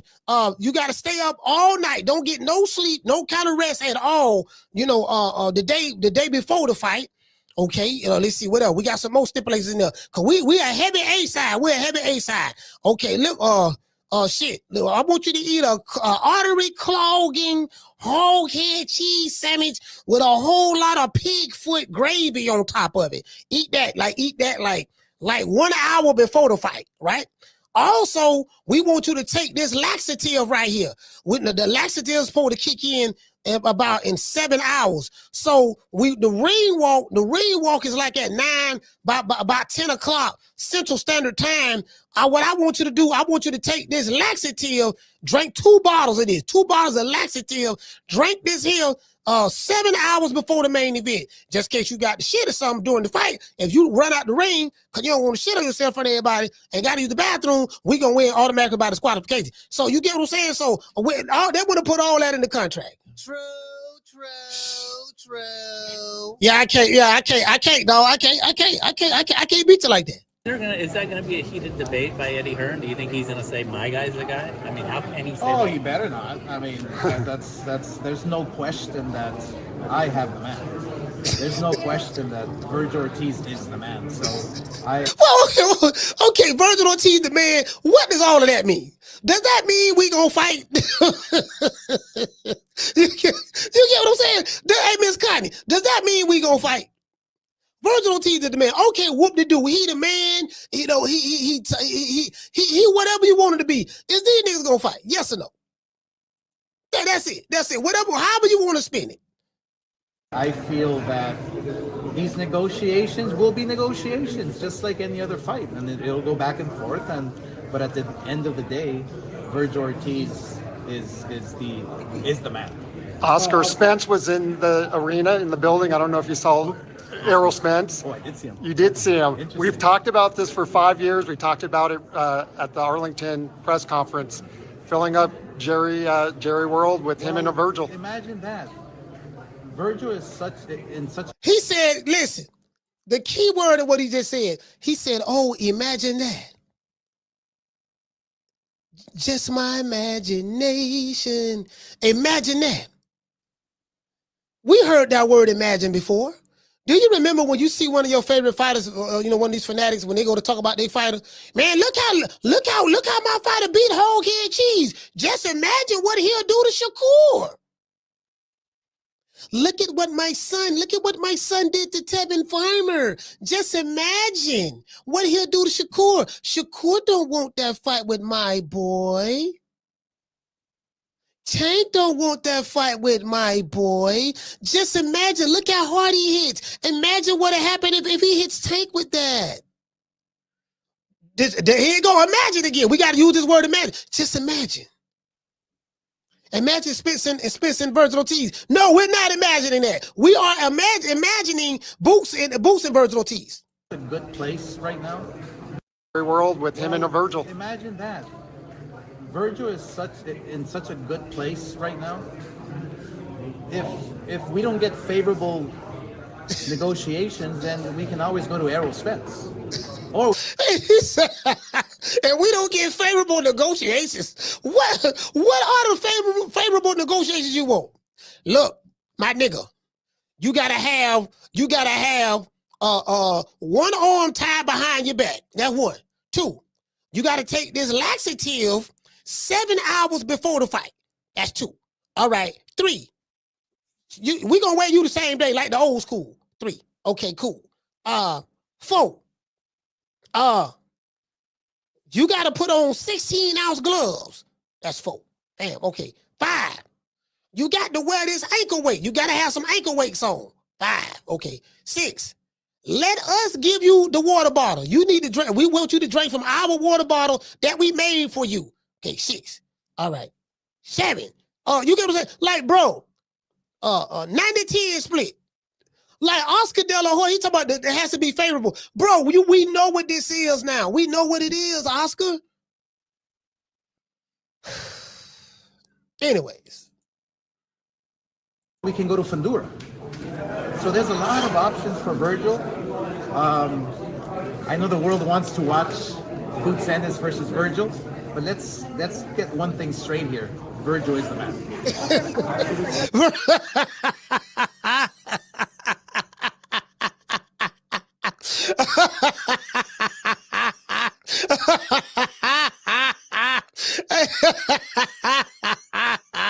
I am sick of hearing these bullshit Superman stories about the Wassa legendary Bruce Leroy catching bullets with his teeth. Catches bullets with his teeth? Nigga, please. Hey, what you say, Miss Connie? Hold on. Oh my God. I got that from Gray. Hey, what you say, Miss Connie? She said, Coach, what was the total amount of times the ref had to break them up for holding? Oh, you talking about the co-main event. Bro, this had to be the worst co-main event in the history of co-main events at this Golden Boy fight, right? They had some dudes. Now, I still got the paper right here. I counted from round 7 through 10. 7, 8, 9, 10, those 4 rounds right there, right? I counted how many times the referee had to break these fools up. They was grabbing and holding so much, making love. I thought I was listening to a Key Sweat album. True. These niggas was holding so much. And the 7th round, I forgot who the co-main event was. The referee had to break them up 8 times. In the 8th round, the referee had to break the co-main event up 7 times. In the 9th round, the referee had to break the co-main event up 9 times. And in the 10th round, he had to separate them 10 times. They was and the fight ended in a majority draw, as it should. Both of them was holding, making love. That was the co-main event. Oscar De La Hoya, boy, you must got a shoestring budget. Boy, the zone must got you on a shoestring budget, fam. Bro, like, that had to be one of the worst co-main events in history. I mean, it was bad. And I don't see some bad ones. Bro, like somebody say this fight should have been on Pro Box. No, that fight disrespected Pro Box. That's lower than Pro Box. That's disrespect to Pro Box. Pro Box had better fights than that. I mean, Oscar, man, you gotta tighten up, dog. I know you putting all these cans together like you got an all can card. Anyway, let's go over here. Let's go over here. Let's see what Eddie Hearn got to say. No, I always want to say that word to you. No, that's all right, mate. You go right back. Eddie, talk to me a little bit about, obviously, the Virgil Ortiz performance. What did you make of it? I know you were there. It's a great performance. I mean, I think any time that you stop someone early, people start saying, oh, Lubin's shot, he's sat on the ropes, what was he doing? What you mean? People go to saying, people were saying that before the fight. That's why they picked him. Everybody know Lubin was washed. Wasn't nobody really sure though. They were like, okay, you know what? I think he kind of washed, but let's see. We're gonna see what he do with this fight. Now, Coach Eddie, and it was a bunch of people in the chat talking about Lubin for the upset and all that stuff there. Man, boy, hush. Man, that nigga sat there, man, and just laid on the rope and let a man wail on him. Bro, I'm more inclined to believe that was a fixed fight.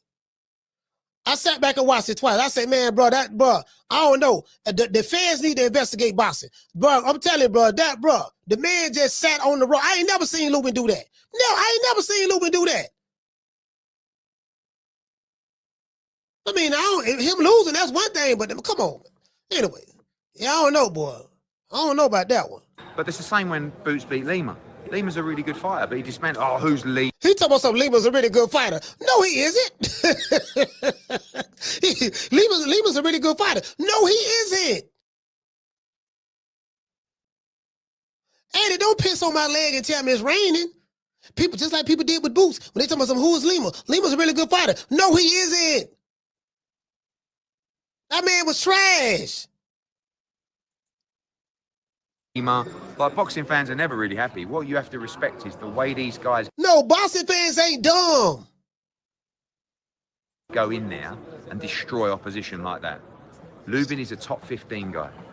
Lima is a top 15 guy. Boots and Ortiz went in there and How did they get on the top 15? That ain't the point. The point ain't this guy in the top 15. The question is not, oh, he in the top 15. The question is, how did he get in the top 15? Hell, I could get Miss Conner in the top 15 right now. I can get Miss Conner in the top 15 right now. Literally. He's in the top 15. That's the same shit Mama Hopefield said. That's the same shit Rick Glazer said. I said, Rick, tell us about this. Remember I had Rick on here? I said, yeah, Rick. Yeah, man, them sanctioned bodies, they be paying to get motherfuckers moved up and down the sanctioned bodies in the rankings and stuff like that. We know some of these dudes that's right, they shouldn't even be ranked. Rick say, nah, that's not true. That's how it used to be. It's not like that anymore. I say, nah, Rick, I don't believe that. He said, I'm telling you, that's not true. And then Rick shut it down real fast. He didn't want to talk about it. Because he don't want to expose. That's what the hell he be doing. Well, we got to get this dude right, baby boy. Check this out, baby. They look at baby boy. We got, listen, I got to fight. Perfect example. Remember, Jaleel Hackett said that he the one told Eddie Hearn about Lima. Eddie didn't even know who he was. He the one told Eddie about Lima. Said, look, man, I want to fight somebody for a belt. There's somebody that got an IBF belt named Lima Bean. I want to fight him. He said, we had Jaleel on this show. Jaleel said he didn't want to say no names. He said the people from Matchroom told him that don't worry about that dude Lima Bean. He ain't nobody. He won't do nothing for your resume. And then the next thing you know, they made an announcement that Lima Bean was fighting Boots for the IBO heavyweight, for the IBO junior middleweight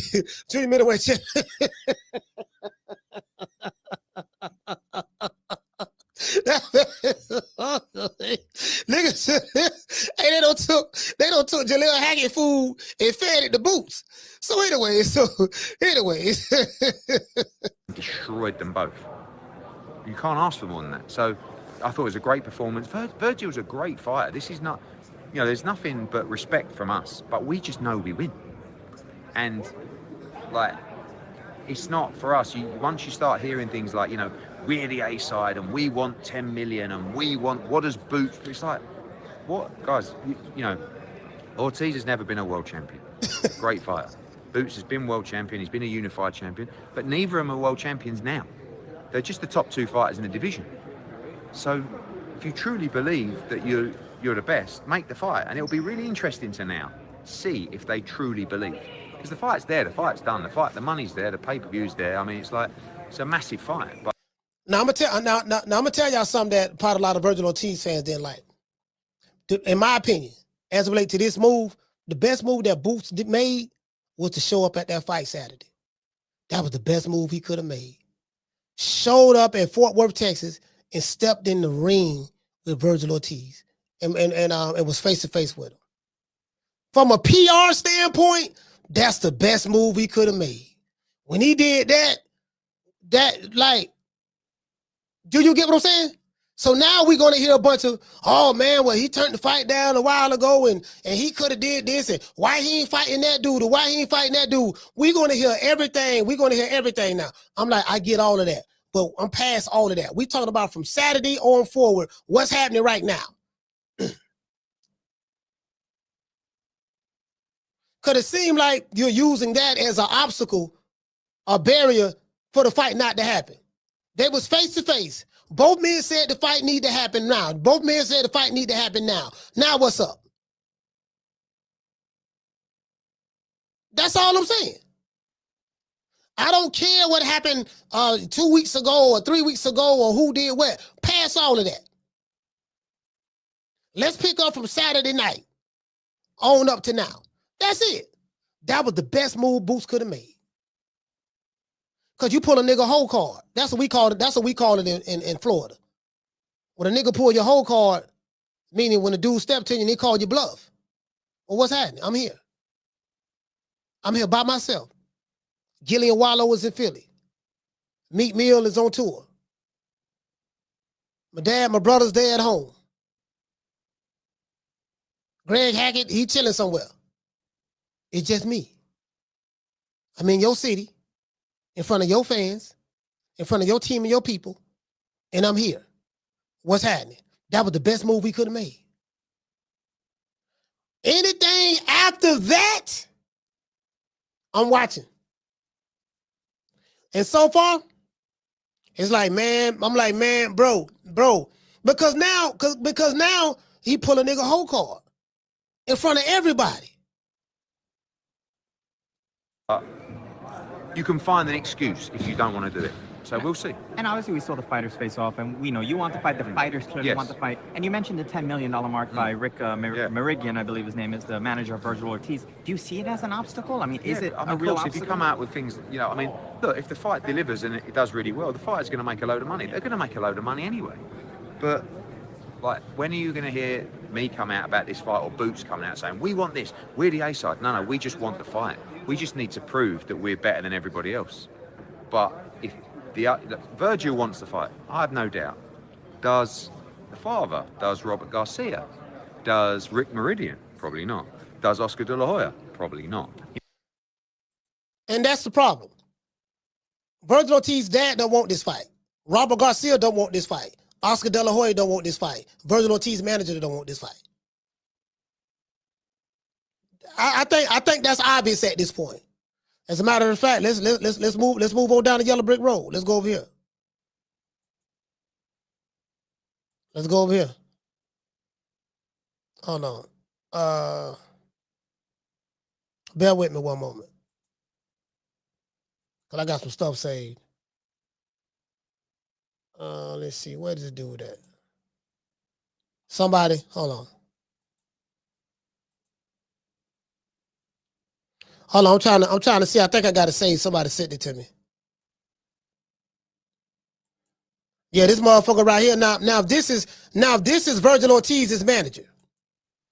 This what he posted on stories. This what he posted on his IG page. He said, I think Virgil Ortiz versus Spence at Cowboy Stadium is the biggest of all Texas matchups in history, and Charlo versus Boots is the co-main event, and the winner of each other, and the winners fight each other.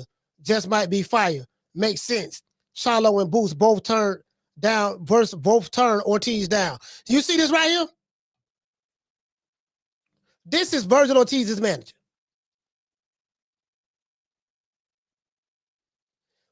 This dude right here, from Saturday, this is what he posted. That's Virgil Ortiz's team. Hold on, there's something else I got. There's another one I got. Let me see, where is that? What do you say? What this around?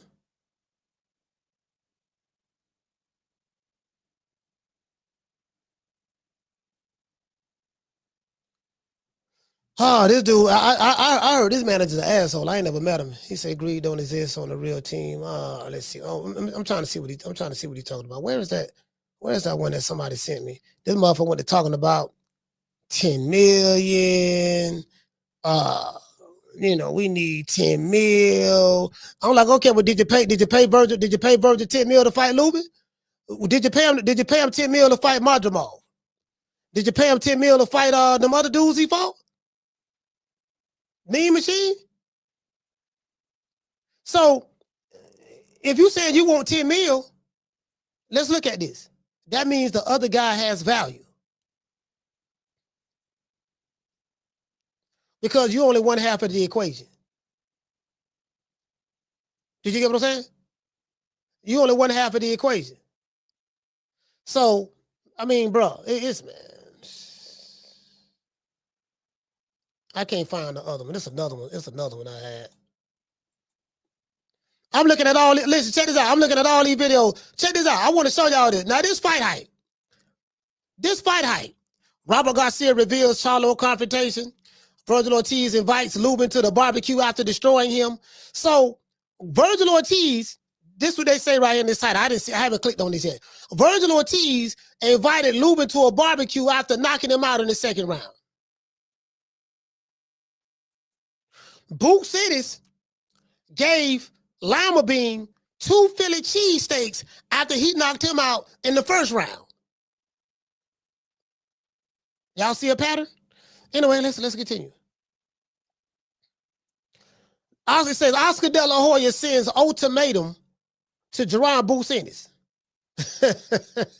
Terms of the contract. Let's click on this and see what this says. All right, we ought to seen this. Right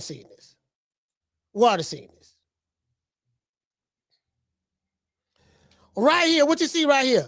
Virgil Ortiz calls out Crawford and Boots Ennis. Okay, now I don't mind the Boots Ennis now. You know, we're very proud of Virgil Ortiz. He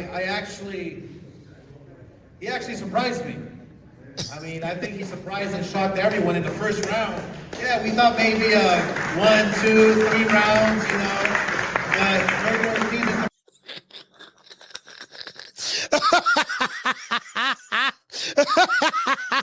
yeah, he actually surprised me, dog. We were thinking, you get what I'm saying? We were thinking about 1, 2, 3 rounds, you know what I mean? 5, 6, 7, 8, 9 rounds. You know what I'm talking about? We had no idea we were going to end in 2.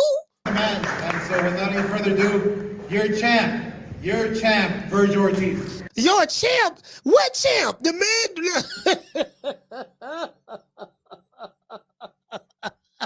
He's like, you're a champ. Without further ado, you're a champ. What is he a champ of? Hey, Goddess, what is he a champ of? Just, you know. I ain't got but a GED. What is he a champ? He's a champ of what? She said at this point, it's just entertainment and role playing. Facts. That's all it is. Yeah.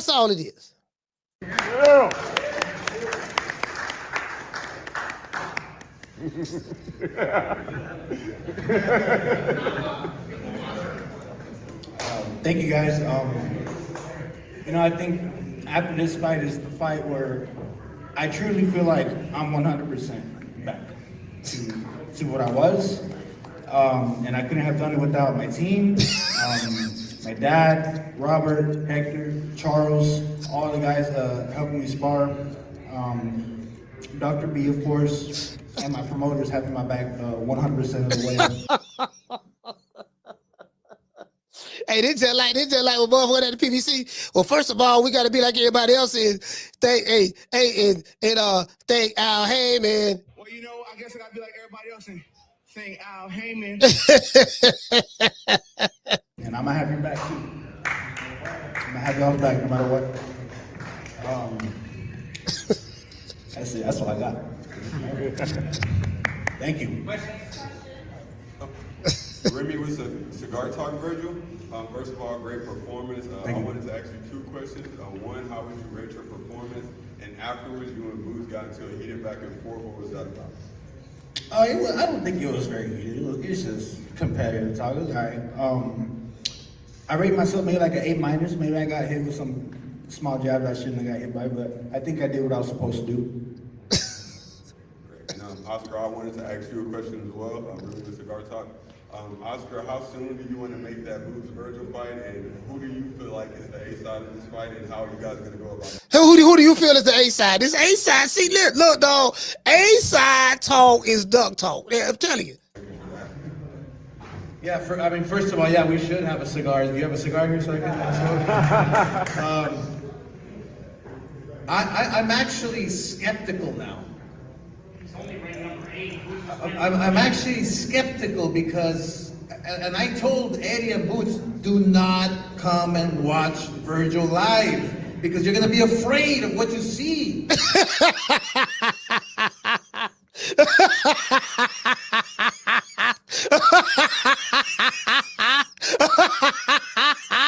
He said you're going to be afraid of what you're going to see. Literally soon after Virgil Ortiz stopped Lubin, Boots stepped inside the ring.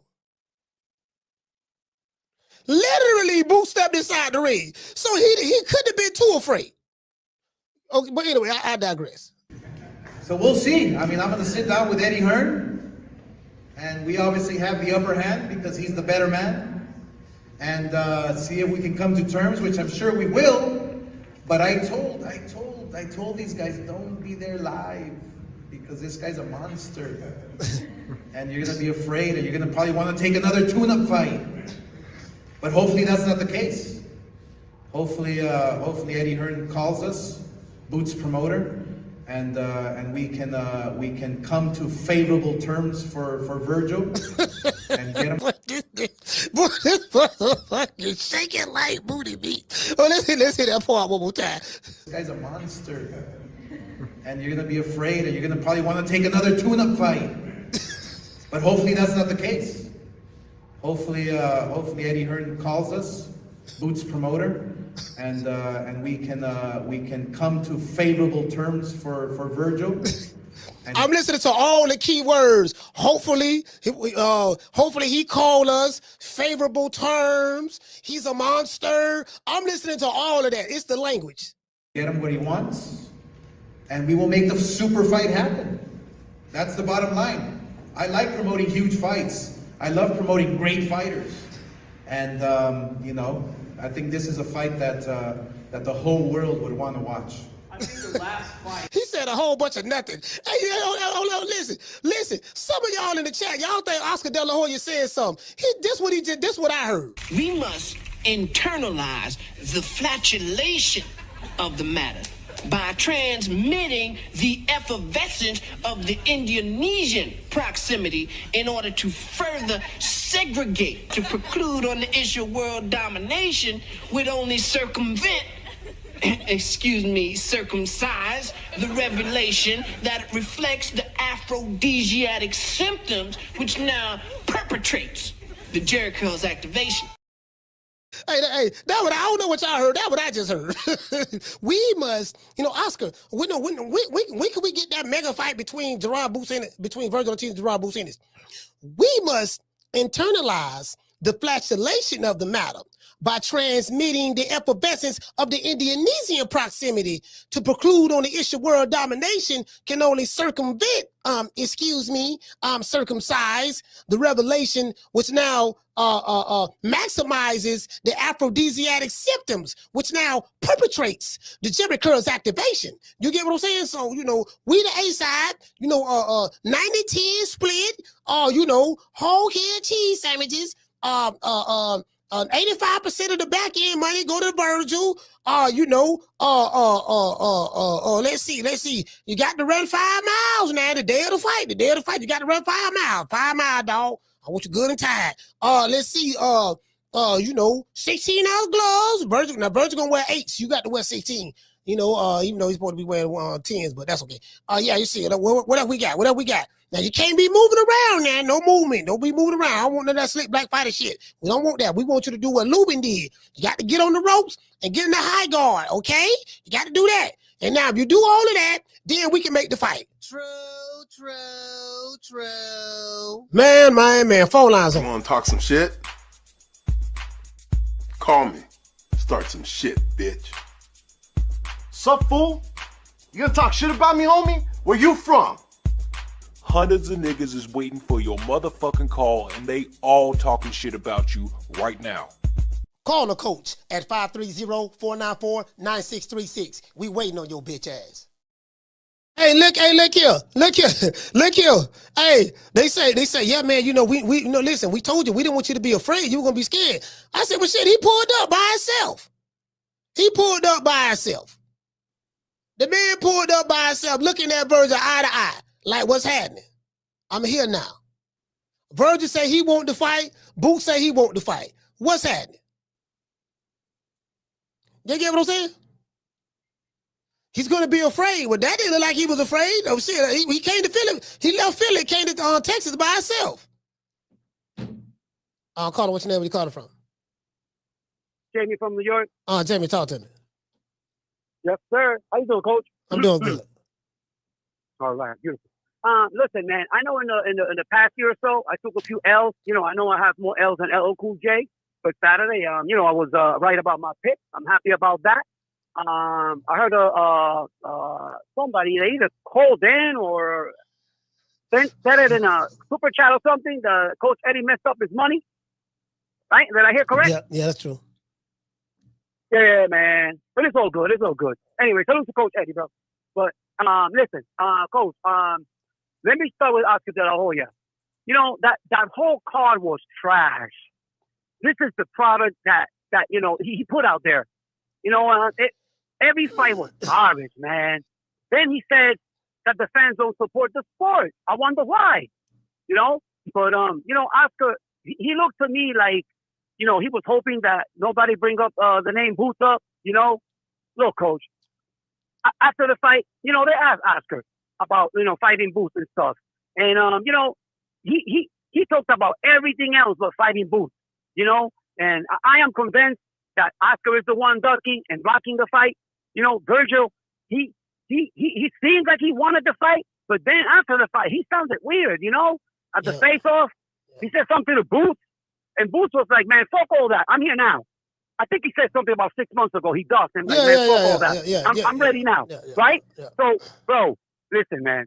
Now, Virgil, you know, he did his job, man. You know, he knocked out the tomato can. You know, he took him out quick. And I don't know if Lubin was a shot fighter or the motherfucker took the yellow envelope, but Lubin did not come to fight. You know, and it looked to me suspect. You know, I saw zero head movement. I don't know what the hell he was doing on the ropes all that time. You know, he was just standing there. And how many right hands are you going to take, bro? You know, you're getting hit with the same punch over and over again. That motherfucker took a dive, bro. For real. Bro, Coach, the knockout was too easy, man. It was too easy, bro. Listen, one more thing, man. Boots, listen, the man showed up. I shit on Boots every chance I get, but I got to give him credit for this, man. He made the trip, bro. Yeah. He didn't have to. So by him showing off and jumping into that ring, it shows to me that's a sign right there that he wants to fight now. So all that shit about the past, nah, fuck all that, man. Yeah. So look, for me, the A side should be the first motherfucker to sign on the dotted line, to be honest with you. No excuses. And Oscar, man, all I heard from him and Ortiz was duck language. And I say one more thing to Oscar. I hope you're listening. You keep giving us shit fights, we're going to continue to steal them. Fuck you. That's my call, Coach. Peace. Man, bro. You're gonna be hard pressed to convince me that a guy who left his city to come to another man's city by himself to step in the ring. That's why I say, like, I'm past that other shit. Boots duck, Virgil duck. I'm past all that. Okay, we talking about now. From the Saturday night. Who ducking from Saturday night? Did you get what I'm saying? It's like I'm hearing, bro. I heard the same shit. Hold on. I'm hearing the same talking points I heard when it came down to David Benavidez fighting Canelo. Y'all was doing that same shit. Oh man, he ain't no Mexican monster. Oh, he ain't fought nobody. Canelo could do what he want to do, and he need to fight those other dudes first, and he need to do. I heard the same thing. The same talking points. It's the same talking points. Hear the same thing with Tank. Same talking points. Oh man, Shakur pillow fisted. Oh, Devin Haney ain't did this. Oh, that person ain't. But it's the same talking points. And when it's a fighter that y'all don't want y'all favorite fighter to fight, the talking points is totally different. I ain't hear none of this stuff when the Lubin fight got made. I'm past anything that happened in the past. What's happening now? Y'all remember that TV show, What's Happening? Then they did a reboot called What's Happening Now. What's happening now? Caller, what's your name? Where you calling from? Hey, it's Curtis from Long Beach. Curtis, talk to me. And after watching it and, watching a little in-ring thing with Boots and Virgil, and then hearing Virgil talk after the fight, him and Oscar, I don't think it's going to happen just based on, what Virgil and Oscar said. Virgil, he flat out said, like, I don't care what anyone says, my dream fight is Errol Spence. So I think if given the option, she's going to take the Errol fight. And right now, the situation with PBC fighters not fighting, I think, you offer them dudes pretty much anything outside of, Tank, obviously, but you offer them guys pretty much any fight, they taking it. You know what I mean? Because they barely fighting as it is, and they don't know when they're going to get another fight. What fighters are you talking about? Because Errol Spence ain't taking no any fights, and Jamel Charlo ain't taking no any fights. So which fighters are you talking about? Well, everybody else. I mean, right now, who knows what Errol Spence will take because he hasn't fought. Exactly. So I think if he get an offer from Virgil, I think he'll take that fight. You know what I mean? What are you basing that thought on? I haven't heard him getting any other offers. We haven't heard anything about him coming back to boxing. Period. Yeah. So we haven't heard haven't heard anything about Spence coming back to boxing. He's been out going on 2.5 years. Who's to say that Virgil Ortiz sent him an offer they gonna fight? Well, like where did that come from? Like literally they pulled Errol Spence's name out of thin air. Before this Lubin fight, we didn't hear nothing about no. We ain't hear nothing about no. Okay, but Jamel Charlo showed up. Boot showed up. And we gonna go by. We gonna go by. Okay, well, the Virgil Ortiz and Spence fight should be made. It's because he showed up. Okay, well, Boot showed up. And guess what? Out of the 3 fighters that showed up, it should be made. Yeah, no, hear me out. Teofimo was there. And then guess what? Guess who stepped in the ring? Errol Spence didn't step in the ring and call Virgil Ortiz out for a fight. Jamel Charlo didn't step in the ring and call Virgil Ortiz out for a fight. Boots was the one that stepped in the ring. Yeah. So and that's what I'm basing my my opinion on and what I believe, right? So with Virgil, I think he's pushing for a situation like Spence. I don't think he want to fight Boots just based on what he said. He said, I don't care what anyone says. My dream fight is Errol Spence. So I think if given that opportunity, that's what he's going to do. I don't think he really want to fight Boots just based on what him and Oscar said. And I think, they're going to ask for something ridiculous, based on just the answers that they gave. Now, will they send Spence an offer?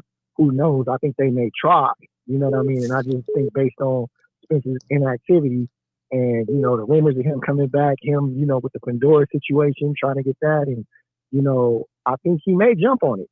You know what I mean? Depending on what the offer is. Let me ask you this. In closing. Why would Virgil Ortiz want to fight Errol Spence, a guy who's been inactive for 2.5 years coming off a knockout loss? That's a question for Virgil Ortiz. He said it's his dream fight. I don't know. No. I got the answer for you. He's fighting a guy who hasn't fought in 2.5 years, the inactive fighter who's coming off a knockout loss, because he's looking for an easy fight. He's looking for a big name fighter to pad his record, so he can add Errol Spence's name on his list. But it's an easy fight for him because he's been inactive for over 2.5 years. So why would you want to fight Errol Spence, a guy who's been inactive for 2.5 years, coming off a knockout loss, other than the reason why that you think is an easy win and you can make you some good money fighting him. But you clearly heard what he said. He don't care what anybody thinks. Yeah, I get that. I get that. So that's why I said, you know, they don't want to fight Boots, man. You know what I mean? They turned it down before, you know, saying that they needed 4 fights, and then, you know, all this bullshit now. I just don't think they want to fight the dude. And we'll see what happens. I hope they fight, but, you know, I'm kind of like, I don't think it's going to happen. You know yeah, the goddess is right in the chat, man. Yeah, salute, fam. Shout out to Curtis. Salute you, fam. Yeah, goddess, you was right.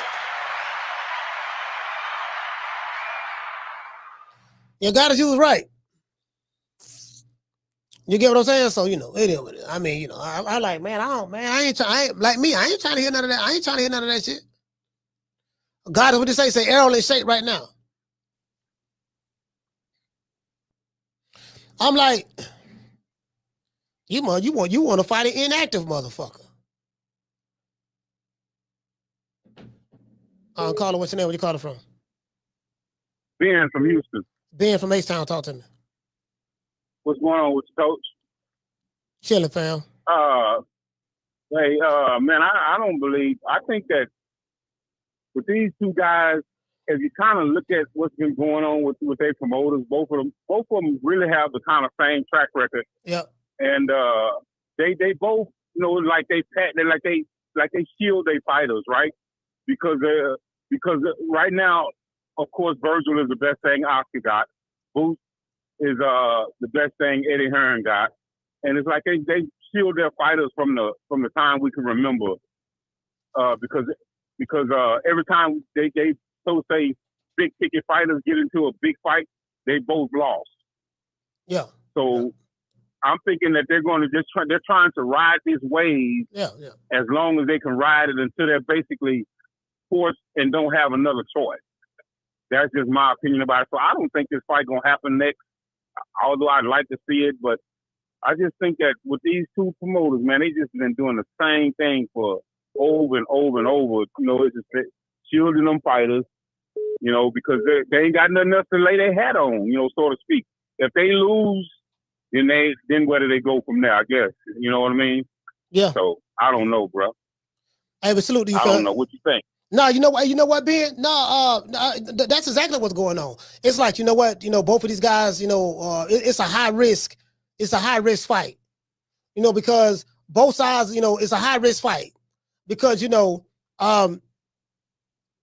both of them feel that neither one of them is a cakewalk. Now, Boots talking like this shit gonna be easy. This dude flat-footed, come forward, pressure fighter.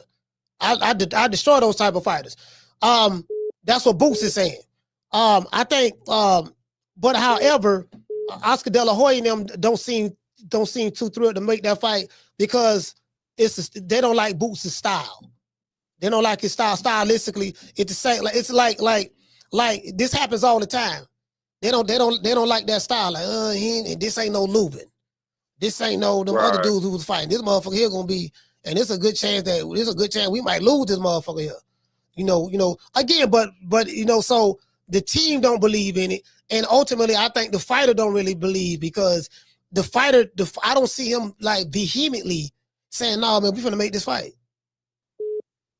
No, we finna make this fight. Look, man, man, I want to fight this dude, man. Man, fuck all that. Like, listen, let's, I want to fight this dude. I don't see him vehemently like it ain't none of that. So I'm like, yeah, I see what's going on. Yeah, real quick, but I agree with that 1,000%.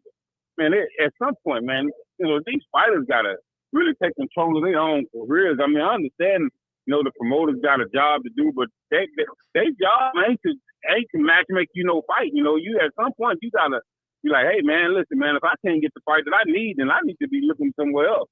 Or I need to, you might as well put me on the shelf, man, until I get the fight that I want. You know what I mean? If these guys start doing that, man, they'll force these promoters, man, to give them the fight that they want, man. But a lot of them just go sit in the corner, like they on punishment or something like that, man, and just roll with the punches, I guess, man. I don't know, man. It's just crazy to me, bro. But that's my call, Coach. I'll holler at you a little later on. All right, salute, fam. Yep.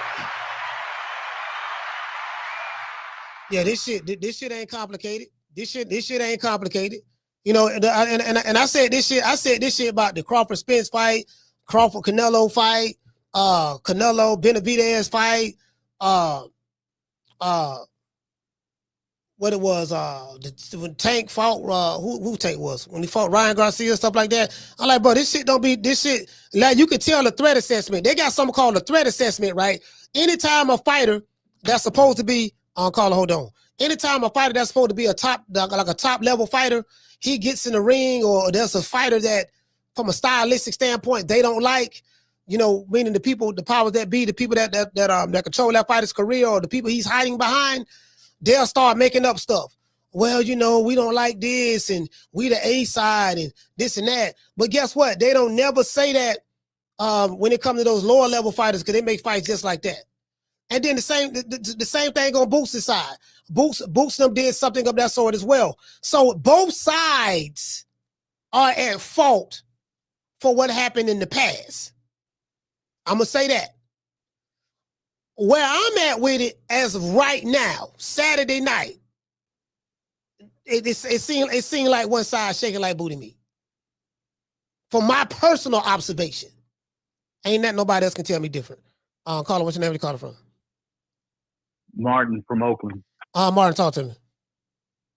Yeah, Coach. Boots announced to the world on social media that his flight was canceled, this and that. He wasn't going to make it. And then Spence is in Virgil's locker room before the fight. So kind of odd that 1 minute, oh, boy's in his locker room. Next minute, he's talking about he wants to fight him. I think that was the plan all along, to line up Errol Spence. Because think about it like this. Spence been out of the ring, like you said, 2.5 years, whatever it's been. He ain't got much of a future left in boxing. So I think he's just trying to cash in one last fight, because he's still got a reputable name. You know, you beat him, you beat a somebody, regardless of what Crawford did to him. That was Crawford. Not everybody's Crawford. Not everybody's close to being Crawford. So just because Crawford could do something to Spence, don't mean everybody and their mother could do it too. So I don't want the Spence fight, but at the end of the day, I don't run that man's career. He do his own thing. You know, he does what works for him. I can't say shit about it. You know, will I watch it? Probably. But would I rather see Boots? Of course. Nothing better than two fighters in their prime. Now, you brought up, oh, Virgil wants to fight a guy that's been out of the ring for 3 years. Who's your favorite fighter, Coach? Marvin Hagler? When did he fight Sugar Ray Leonard? When he had been sitting out for 3 years. So apples to apples, Coach. You know what I mean? It's not what we want, but it's what we getting. I came up during the Floyd era, when it was called the Floyd lottery ticket. I think right now, all the fighters are holding out their best fights in hopes that Turkey jumps on the bandwagon and says, that's the fight I want. That's the fight I'm going to overpay for. And that's what these fools are holding out for. They're holding out for that Turkey money. They don't want the DAZN money. They want that Turkey money, because look what Devin Haney's making. Look what Ryan's making. And you can't tell me them fools are worth a third of that, or that they were seeing that type of money before Turkey jumped on the scene. So I think that's what's happening right now. We getting some bullshit fights because everybody holding out for that lottery ticket from Turkey. So you are the opinion that Turkey is the one that's going to be the one to finance this fight and pay Virgil Ortiz $10 million, because they say they want 10 and whatever Boots gonna want. And so that's what's going on. That's what you feel? I think especially now that DAZN is doing this $40 premium subscription shit, they gonna need some big name fights. You can't just put out any old type of bullshit and expect motherfuckers to pay. It's already a proven fact that, you know, motherfuckers ain't cashing out for no pay-per-view. Now this subscription shit is a little bit better, but you got to put something cool out there. And what's a bigger American fight that can be made right now other than Boots versus Virgil? I can't think of anything. As dominant as Crawford is, there's really nobody, unless he fights Boots, that he can do. There's nobody out of the U.S. that Canelo can fight. That's the biggest fight that can be made right now. Heavyweight is dead. You know, maybe other than that, because light heavyweight ain't doing much. I mean, lightweight ain't doing much. There's nothing out there. It has to be that one. So I think they. So based on because Errol Spence was in Virgil Ortiz's locker room wishing him luck, you're saying that that's the play all along. So you on the impression that that's the fight that's gonna happen next. I think they're using that as a negotiation tactic. Hey, if we can't get this, we'll do that. What did Spence say? We'll make this fight in Cowboy Stadium. What did Errol Spence say? To my knowledge, Errol Spence ain't said shit since he got whooped on by Crawford, to be honest with you. So who's to say? I mean, I don't think it's just like you said. Boots don't go to just anybody's fights. Neither does Spence. Now you might say, well, yeah, that's his hometown area, whatever, and maybe that was it. But I don't think he just pulled Spence out of the dark. I think, you know, if he mentioned him, there has to have been something discussed. Because remember, Spence used to be a Golden Boy fighter before he blew up with PBC. He missed. So there's that history right there. He mentioned Crawford, and ain't nothing going on with them. Nothing. Yeah, but you forgot about the Cadillac, coach. Yeah. All right, well, shout out to Martin. Old Town stand up. Salute to you, fam. All right, coach. Yeah, I'm not looking much into because Errol Spence is back there in the locker room with him and all that. I think that's some shit Oscar De La Hoya and them using as a smoke screen. That's what I think. And listen, until I hear Errol Spence say, yeah, man, you know, yeah, I'm fighting Virgil next and we finna do this. Until I hear him say that, yeah, I'm not looking much into that. He could just be just there just to support a motherfucker. Caller, what's your name? Where you calling from? Chris from Philly. Chris from Philly, talk to me. Coach, I ain't never seen something bubble so fast and fizzle out even faster in my life. And I'm hoping it ain't always fizzled out, but Oscar he a wild dude. I was talking to my cousin last night and he just brought it to my attention. He like, you know, Virgil was all Oscar got. I mean, so all of that A-side talk, everything got to be favorable, everything like that. It's really cool for everything I go our way just in case this dude get beat bad. Because, you know, you can have your opinions about Eddie and how he moving Boots and everything like that. But one thing about Eddie is Boots is Eddie's biggest American fighter. He ain't Eddie's biggest fighter. I mean, Eddie put Joshua in there against the Usyk. I mean, even Conor Ben just got beat in his last fight, but over there, you know, where they at in London and all of that, they sell, and Eddie ain't hurting with his whole stable. If Virgil lose, Oscar is hurting for a name, because Ryan, I mean, he ain't been looking too good, and they talking about Ryan about to leave Oscar. I mean, so Oscar holding on to the last thing that he got for real, and he making that real evident. You look at Robert Garcia after the fight talking about, man, Boots was big, didn't he? I don't know if it was him or the clothes, but he swelled up. He looks big. Like, that's crazy for a trainer to be saying for real. And he was sounding shaky before the fight. Oh, I don't think Boots really. You tell me somebody. Coach, somebody show up to your house, knocking on your front door, kick the door in and say, yo, come outside right now. You think he don't want a problem with you? Like, you think, oh, he showed up. Hey, Chris, see, that's the crazy part. Yeah, man, he just showed up at my house, dog, just be showing up. He really don't want no smoke. I'm like, fam, it don't come no more evident than the motherfucker won't smoke. When they pulling up at you at your facility, at your place of residence, and stepping in the ring, facing off with you, it don't get no more obvious than that. Right. Yeah, I mean, and you know, the Errol talk and all of that. My thing is, Virgil, y'all just had a face off in the ring and all of that, but you talking about if it was my choice, it would be Errol next. You really is going to be your choice. And Oscar going, if y'all go away from Boots, you and Oscar going to be in agreement of it because your choice, and you know, everything is still out on Virgil because ain't nobody heard nothing from Virgil from Spence in 2 years. Yeah, I mean, Spence could have pushed for a rematch against Crawford right after the fight, but he didn't.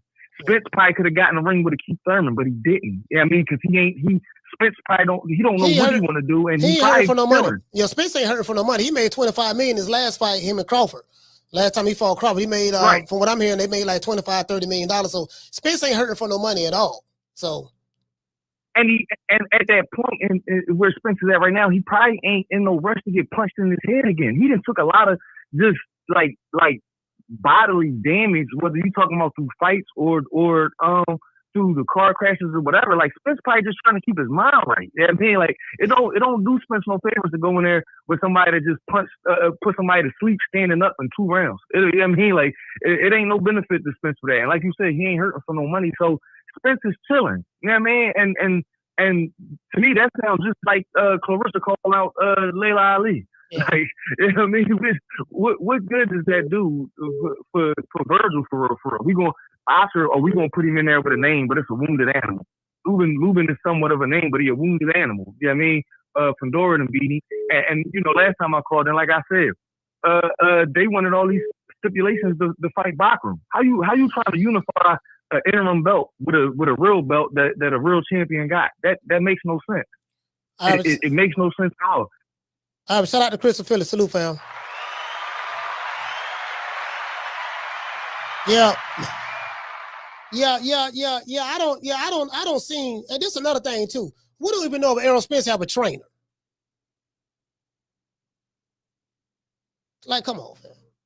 You get what I'm saying? Like we see what's going on. You're not gonna piss on my leg and tell me it's raining. I don't see what I'm seeing. I know what the fuck I'm seeing, dog.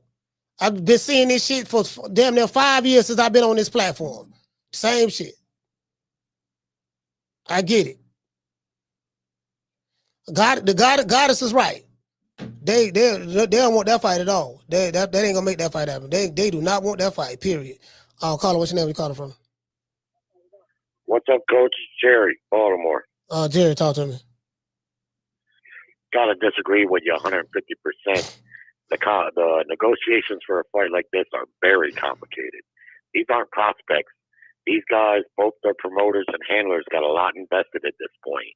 This ain't 70s, 80s, or 90s where you can take a loss and still remain popular. One of these guys take a loss at this point, it's way long road back. About Boots, if he loses, they'll say he didn't fight nobody. He was all hype. And they'll say the same thing about Virgil. If Boots had a lucrative option beyond Virgil, like Virgil possibly has with Earl Spence, then he wouldn't be talking about fighting Virgil. That's just the economics of the upper echelon of boxing. And there's no way Virgil Ortiz is afraid of Boots Ennis. Boots been offered that fight a couple times and he turned it down. Now he wants it, and that's well and good. And like he says, none of that matters now. And moving forward, it doesn't matter now. But then don't bring up what happened then, because then you are the one who you decided you wanted to fight Lima. They could have been fighting the other night. Instead of fighting Lubin, they could have been fighting each other. But he decided he wanted to fight that guy. And okay, that's all well and good. And he wants to fight now. But this fight ain't no different than any other fight. There's terms to the negotiation, and what you're hearing from Oscar and Virgil's trainer is leverage talk. I think this fight is next in the beginning of the early next year, but they're talking leverage. But the problem is with this fight, typically you know clearly who the A side is, and in this fight, neither fighter really has a lot of leverage. Boots is not that popular. Virgil's not that popular. Boots doesn't have a title, even though he's as kick-ass as he is, and neither does Virgil, and Virgil's never held a title. But the only leverage is in the last 3 or 4 fights. Boots is a former unified champion. I realize that, but I'm saying in this division now, he doesn't have a title. But neither does Virgil, and Virgil's never had the title. We know that. The only leverage point is in the last 3 or 4 fights, one fighter is getting praised for his opposition, which is Virgil, and he has fought better opponents, and one guy's been getting criticized, and they're just trying to play that leverage.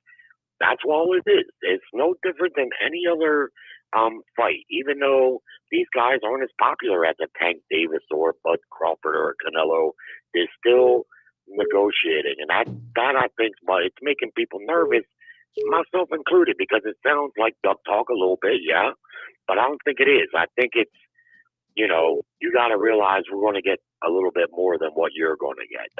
That's what I think. And when it comes to Errol Spence, lastly, I don't think Spence was at that fight just because he's a fellow Texan. Virgil Ortiz been talking about fighting Errol Spence for 3 years now. The Texans, there's almost 40 million people in Texas. That's a big fight there. It's bigger than the Boots fight, really, even though it's not.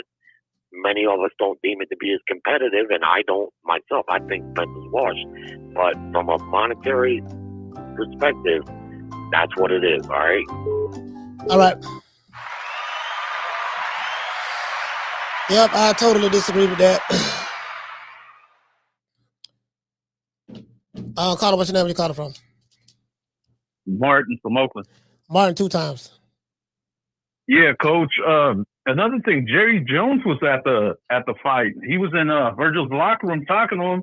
So I think maybe they're trying to put together the Boots fight, but do it in Jerry's world, which would do big numbers. And even if it doesn't, you know what I mean? It'll do cool with Spence just because you still got diehard fans. Now, one thing that I didn't find out till recently, and I don't know if you know about this, but Xander Zaya is fighting the end of January against that German WBA champ. They're fighting the unification. So that kills that option for Boots. And then Josh Kelly and Bakram, their negotiations are stalling. So maybe that's an option for Boots if Virgil keep playing games. I don't know, but so. He's kind of running out of options if Virgil decides to go this route. Like I said, it's a sucker move, but these motherfuckers move how they want to move, Coach. Can't do shit about it. It's either play ball or get left out, I guess. But hopefully Turkey, jump in the mix, drops the checkbook and makes it happen. But it just sucks that the whole division is basically moving on without these fools. To where, you know what I mean? 1 minute, like one of your callers said, never seen a fight fizzle out that fucking fast. Because I'm like, what the fuck is this fool talking about? I thought I was tripping. I thought somebody had asked Virgil, about the greatness of the Errol Spence, this and that. And I'm like, but then I seen the replay and it's like, motherfucker, you brought him up. You basically, campaigning for that fight. And I'm like, didn't you just say you wanted to fight Boots? So that tripped me the fuck out. That's what makes me think that was the play all along. They were on some sucker shit, just using, Boots' name, to make it look like we for real. He's the one playing games. And, we're just going to do whatever we can when it's really them basically taking the ball and going home, Coach. All right, shout out to Martin. Salute, fam. Bullshit. Yeah, see, This what I hear. We must internalize the flatulation of the matter by transmitting the effervescence of the Indonesian proximity in order to further segregate, to preclude on the issue of world domination would only circumvent circumcise the revelation that reflects the aphrodisiac symptoms which now perpetrates the Jericho's activation. Yeah, but that like that's what I'm hearing. I'm like, yeah, okay, yeah, yeah. Cause see, one thing about me, my mind made up. I see this shit the way I see this shit. I'm going off of what Virgil Ortiz saying. I'm going off what Oscar De La Hoya is saying, what Robert Garcia is saying, and I'm going off of what Virgil Ortiz's manager is saying. Based on the information that I've gathered from what they're saying, it is what it is. Talk till your lips fall off, dog. The shit ain't working. I'm not convinced. You wanna argue? I can't argue with you. You mad. Look at you. You mad. I don't get paid to argue with you. Who is you? You ain't nobody. Caller, what's your name? You calling from? Hey, it's Curtis. Curtis from Long Beach. Talk to me 2 times. Hey, this whole Boots and Virgil situation is just like, everybody's, bringing up turkey. I heard Martin bring up turkey, like, oh, they went to this big turkey bag. I don't think it got nothing to do with turkey. You know what I'm saying? Like, this problem was going on before turkey. Like, dudes wasn't fighting each other before turkey came along. Even when he was offering big money, dudes done turned down that big money to not fight each other still. You know what I mean? So I don't think turkey is a remedy to everything. Like, even if turkey offered a big bag, if these dudes don't want to fight each other, they're not going to fight each other. Yeah. You know what I'm saying? It's been proven before. You know what I'm saying? So it's just, what I see is the guys that want to fight guys and that go and call guys out, fans shit on those dudes and say they're capping and doing this and doing that. Like, I think Shakur will fight, a lot of these dudes. I think Dev will fight a lot of these dudes. He's proving it now. A lot of people not picking him to go in there and do anything with Brian Norman. They think as soon as Brian Norman land one, Devin's going to go out. But Devin does sign an agreement to fight him. You know what I'm saying? Like, it's dudes that will fight other fighters. And I just think there's a ton of guys that lack that competitiveness that we've seen back in the day from dudes like James Toney and Roy Jones, where if you was another name and motherfuckers were saying you was good, I want to beat you. You know what I'm saying? Like, I want to see if I can beat you. And the last few fights that we seen get made was dudes saying, I want to see if I can beat this motherfucker, like Spence said. Dudes saying that Crawford the best and this and that. I want to see for myself, right? Even when motherfuckers were saying, don't get in there. The same thing with Crawford and Canelo. Crawford said, I want to see if I'm the best. Bill Haney told me I can beat this motherfucker. I'm going to jump in there and do it. Like, these dudes just don't have a competitive nature. Virgil not talking like he want to be the best or, see if he can beat Boots or beat any of his contemporaries.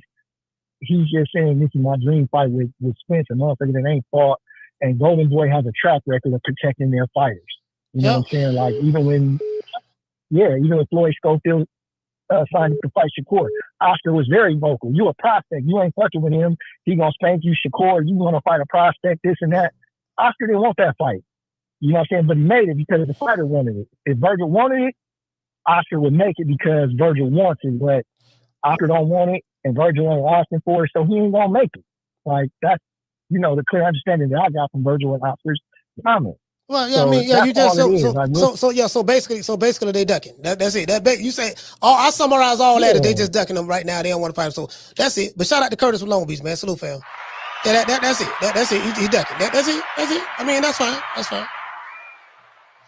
That's fine. We gonna summarize it. Let's summarize it. They ducking. That's all it is. Now let's see what I see Timothy Bradley. I see Timothy Bradley over here. Let's see what Timothy Bradley talk about. Yeah, I ain't got but a GED. You know what I mean? I'm just saying, but I got a master's degree in common sense. Carter, what's your name? You called from? It's Noah from South Florida. What's your name? What's your name, Miss Phil? Melvin? No, Noah. Like there, Noah, N-O-I-D.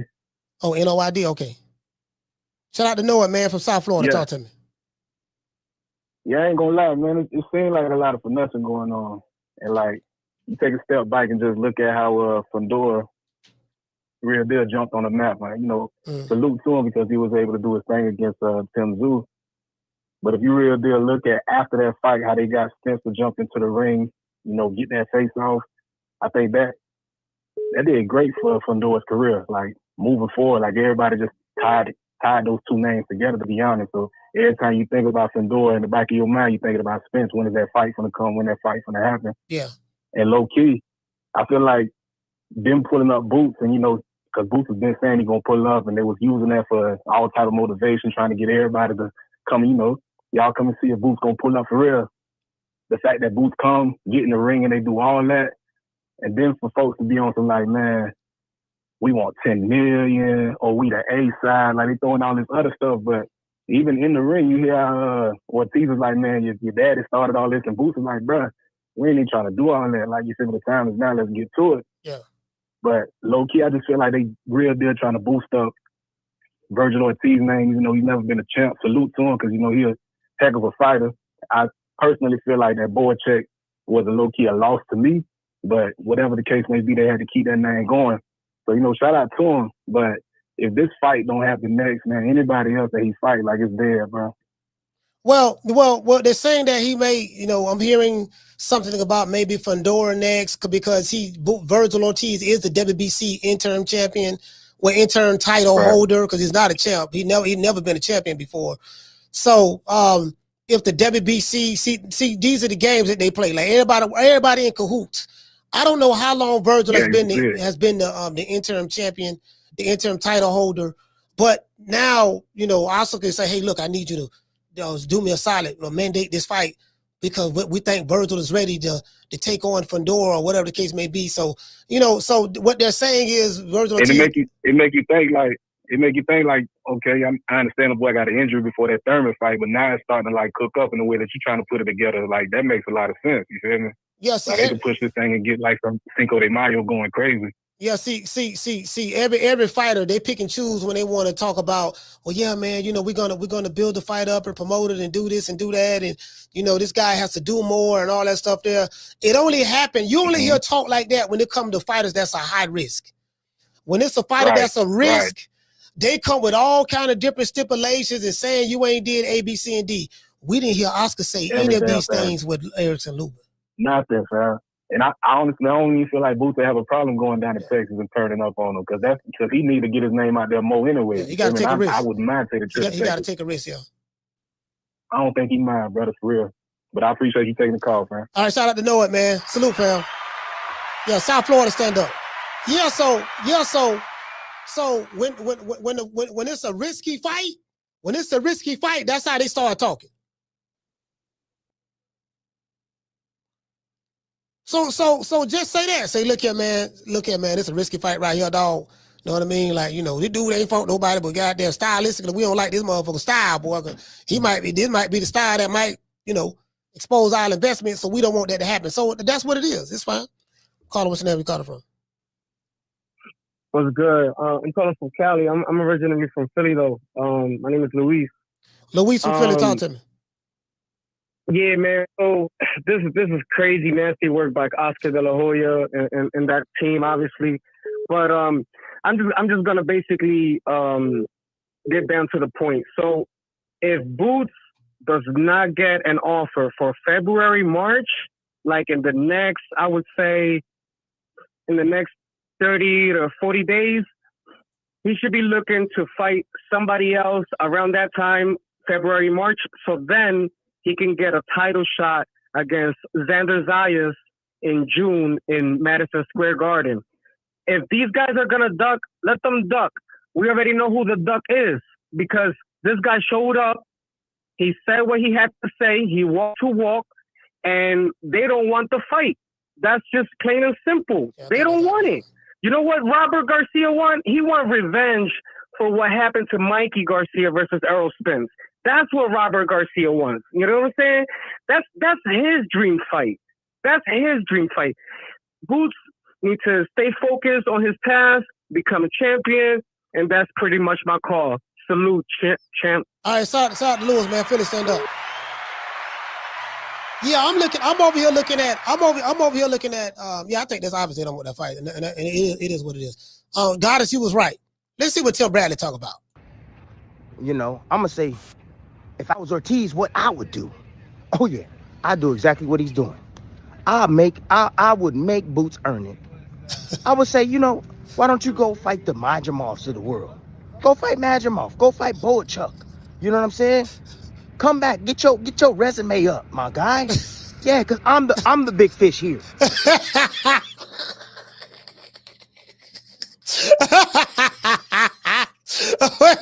Hold on, wait a minute.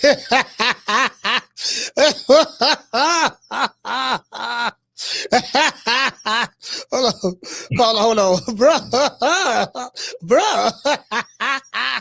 We must internalize. Boy, that with the protection program. God damn. And I'm running this division, right? And then you come see me when you got something. How a dude running in the division that don't have a belt, never been a champion before, and it's not a draw? How you running a division when you never been a champion before and you're not a draw? Somebody explain it. Now again, I don't have but a GED. But I have a master's degree in common sense. Somebody explain this to me. How a guy who was not known, can't sell out where he stay at, not a draw, never been a champion before in his life, but he is the man of the division. Based on what? But that sound like goddamn it, Tim Bradley reading the script from Oscar De La Hoya. Caller, what's your name? Where you calling from? What's up, Coach? It's Derek from Florida. Derek, talk to me.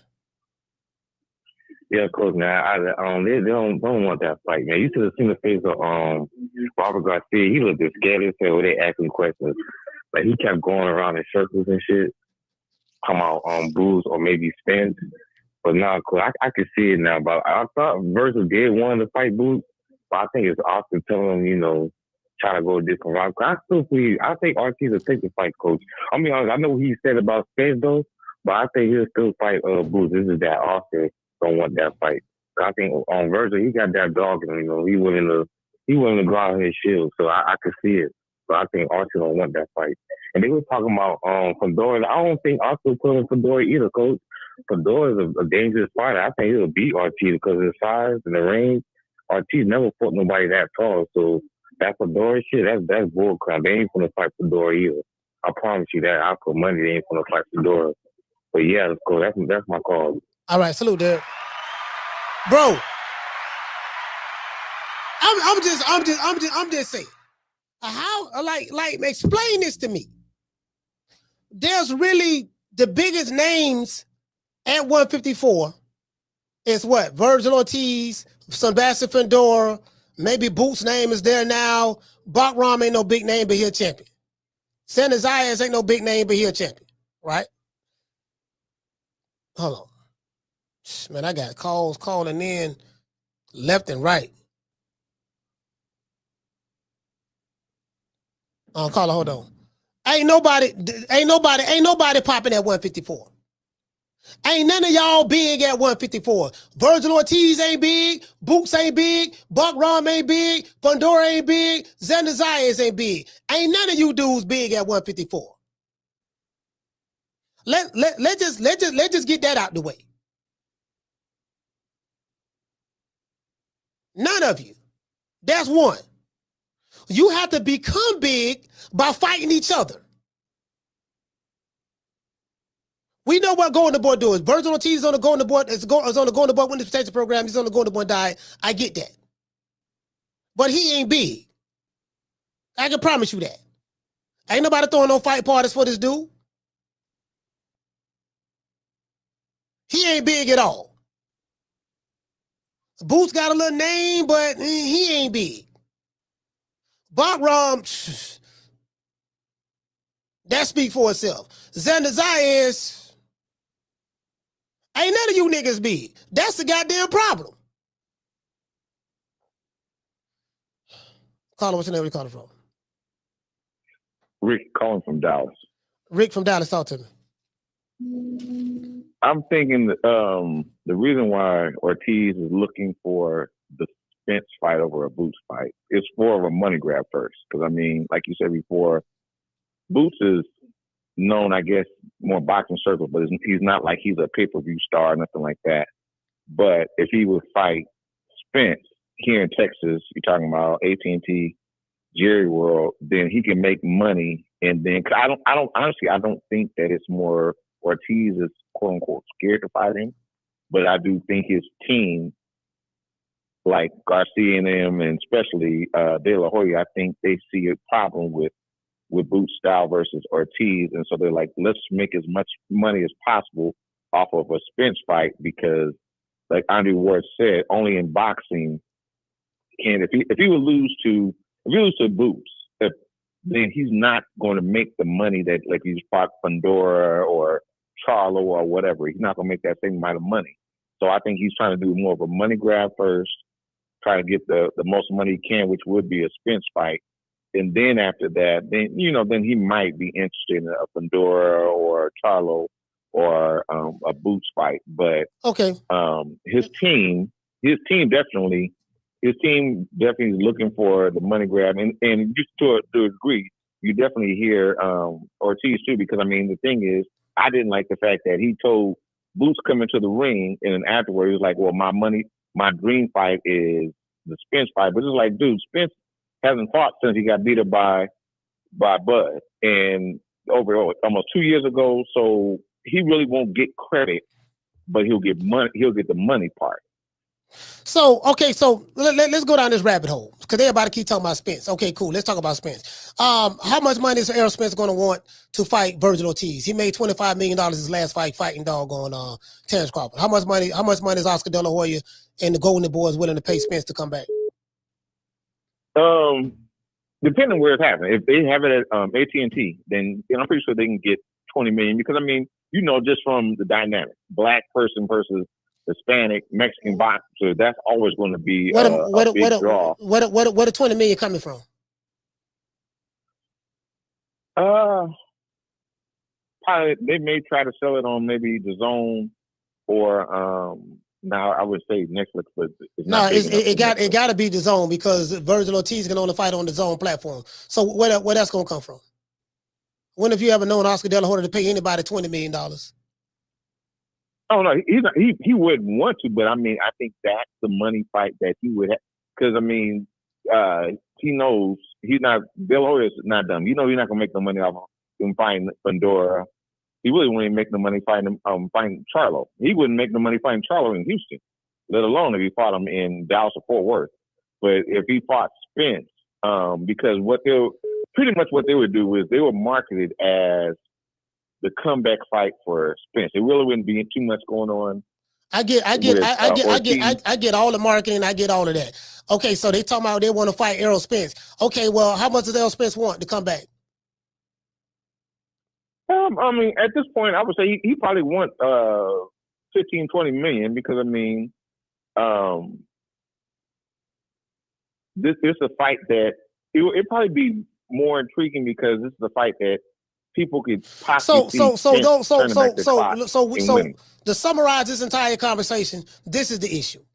If you want Spence to come back, y'all saying everything. Yeah, we want to fight Spence next, but what you're not saying is how much it's going to cost in order to get Spence back in the ring. You ain't got the money. I'm saying, hear me out. Golden Boy ain't got the money to pay that man whatever he may want. That's one. Two, who is saying that Spence is going to come back and fight Virgil Ortiz? That's coming from one end. That's coming from Golden Boy. That's coming from Virgil Ortiz and stuff like that. Nobody heard anything from Spence. Spence ain't hurting for no money. Spence could have been came back and fought. You're right about whatever. That. So nobody heard anything from Spence. So people assuming that, yeah, that's the fight that's going to happen because Spence was at the fight. Then he was in Virgil Ortiz's locker room and dapping him up and all that stuff there. So we already know that's in negotiations in the works. Based on what? Based on what we saw him there. So people just jumping to the conclusion and assuming every goddamn thing. But guess what? Errol Spence ain't saying a goddamn thing.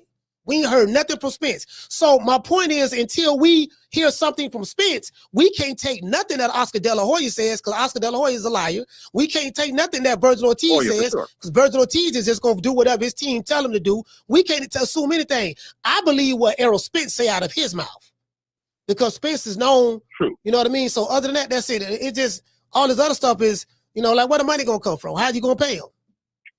So, you know, so it is what it is. But shout out to you, fam. Thank you for calling, bro. Rick from Dallas. Did you get what I'm saying? Errol Spence was supposed to come back and fight Sebastian Fundora inside of the ring. And that's a PBC on PBC fight. Two fighters from the PBC, same side of the street. They didn't even fight each other. So come on, fam. That's why I'm looking at everybody crazy. Where he gonna get the money from? Well, Turk out of shit gonna pay for it. Okay, who said? Hold on, caller, hold on. Like y'all must know some information that I don't know. That's what I'm saying. Everybody must know something that I don't know. Like all this shit is based on Oscar De La Hoya, what he said out of his mouth, what Virgil Ortiz said out of his mouth, and based on what Virgil Ortiz's manager said out of his mouth. We ain't heard one word from Spence. We ain't heard nothing from Al. We ain't heard nothing from nobody from the PBC. Like, where this nigga gonna get this money from? Ain't but one person got the money. And if the one person that got the money can pay for the fight, why would Errol Spence deal with Oscar De La Hoya? He could just deal directly with Turk Al-Sheikh. Look here, man. Sheik, man. What's going on, man? My name Errol Spence. I'm the big fish. Look here, man. I want Virgil Ortiz one fight. I want $20 million or $15 million or whatever to fight him. And then you work it out with him, and then we can make that fight happen. Why would Errol Spence deal with Oscar De La Hoya? One, you ain't got the money to pay me what I want if I were to come back. That's one. And two, if whoever the financier is, I could just deal directly with them. So, you know, I'm not buying it. Caller, what's your name? You call it from? Yo, what up, Coach Yamas, man? Y'all from Brooklyn. What's good, baby? Man, my brother, man. Yamas, what's up, fam? Brooklyn's in the house. Yo, Coach, I'm totally on. Yo, you made a great point just now, man. Like, when we get all these unboxing shows and all that, people calling in with these different scenarios, where's the money coming from, man? Like, I don't see Turkey LC putting up $20 million for these cats, man. Like Ortiz is no more by the boxing community. Boxing is at a point where you got to get the casual fan to generate that revenue, and he just ain't. The casual fan don't really know much about him. But Boots is in my opinion, he's in a bad spot because he needs a name. Yeah. That fight is not going to pay him what he wants to take the risk. So, and then at the other side is dealing with two different promotional companies. So he's gonna have a hard time making this fight, in my opinion, man. As far as the Spence shit goes, I don't see Spence coming back to fighting for a few $1 million. I just don't see that. You know what I mean? So I don't know where Boots goes from here, but he needs something on his resume, man. Yeah. Something. Yeah, I agree. You know what I mean? I Coach, agree. what do you think? I totally agree. Boots is going to have to fight Bakram. He's going to have to fight the other top name guys. Virgil Ortiz is not going to fight him. I think that's obvious. That's too much of a high risk fight for them. They're going to look for some easier options. So yeah. Now, if Virgil Ortiz fight Fedor, that's not an easy option. That's a tough fight. Fedor, that's a tough fight. That's going to be a tough fight for him. So if that fight happened, that'd be great. I'm not even mad about that. I wouldn't mind seeing Virgil Ortiz and Fedor fight each other. That'd be a great fight, actually.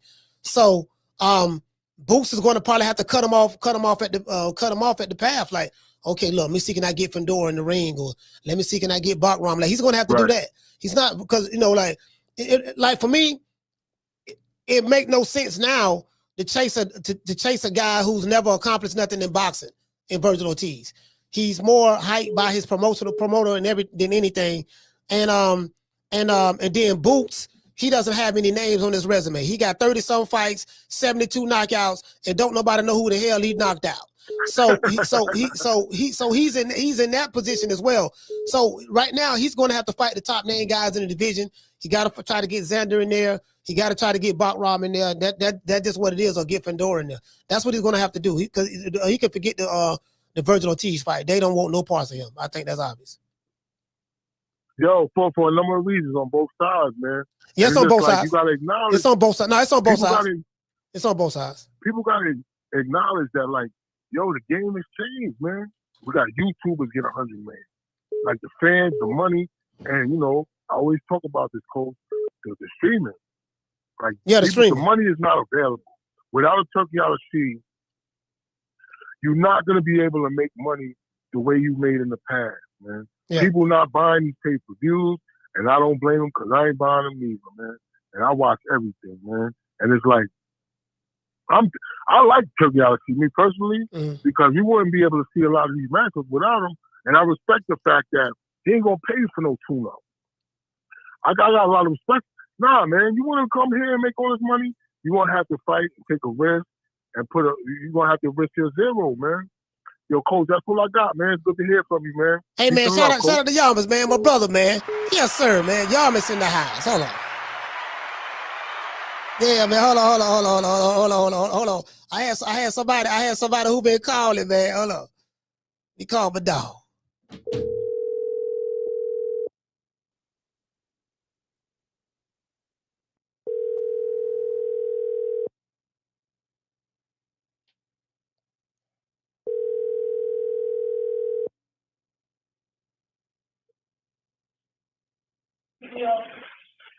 Hello?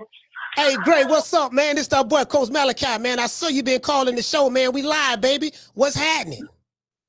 I was calling, man. It seems like I can't get through, you know? I got 1,000 people. I got 1,000 people on this phone, man, calling the show, man. I had 1,000 people call.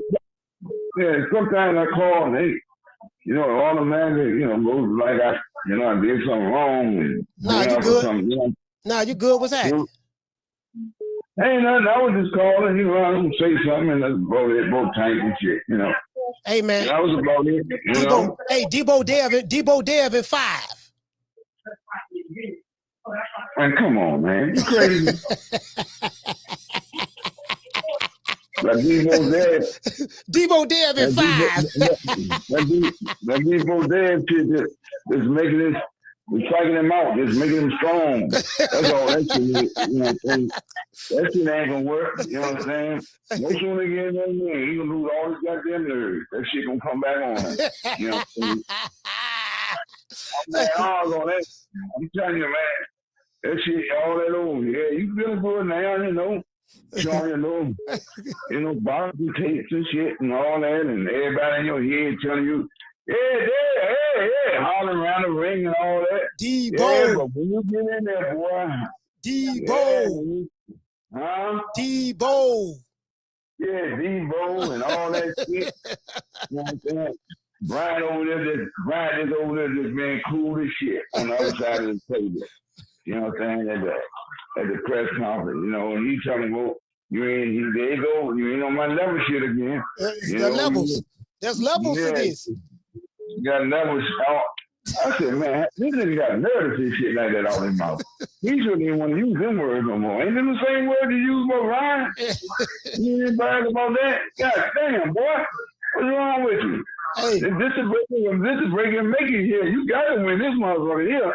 Hey, great. Check this out. Hey, listen to this. Listen to this. Because Brian Norman said something. Listen to what Brian Norman said to Devin Haney. Listen to Devin Haney. Listen, you violate, I'm going to have to demonstrate. You violate, I'm going to demonstrate. Well, stop trying to let go. You violate, I'm going to demonstrate. Brother. You violate, I'm going to demonstrate. I want y'all to play them tapes back. You already know what I say. You violate and I demonstrate.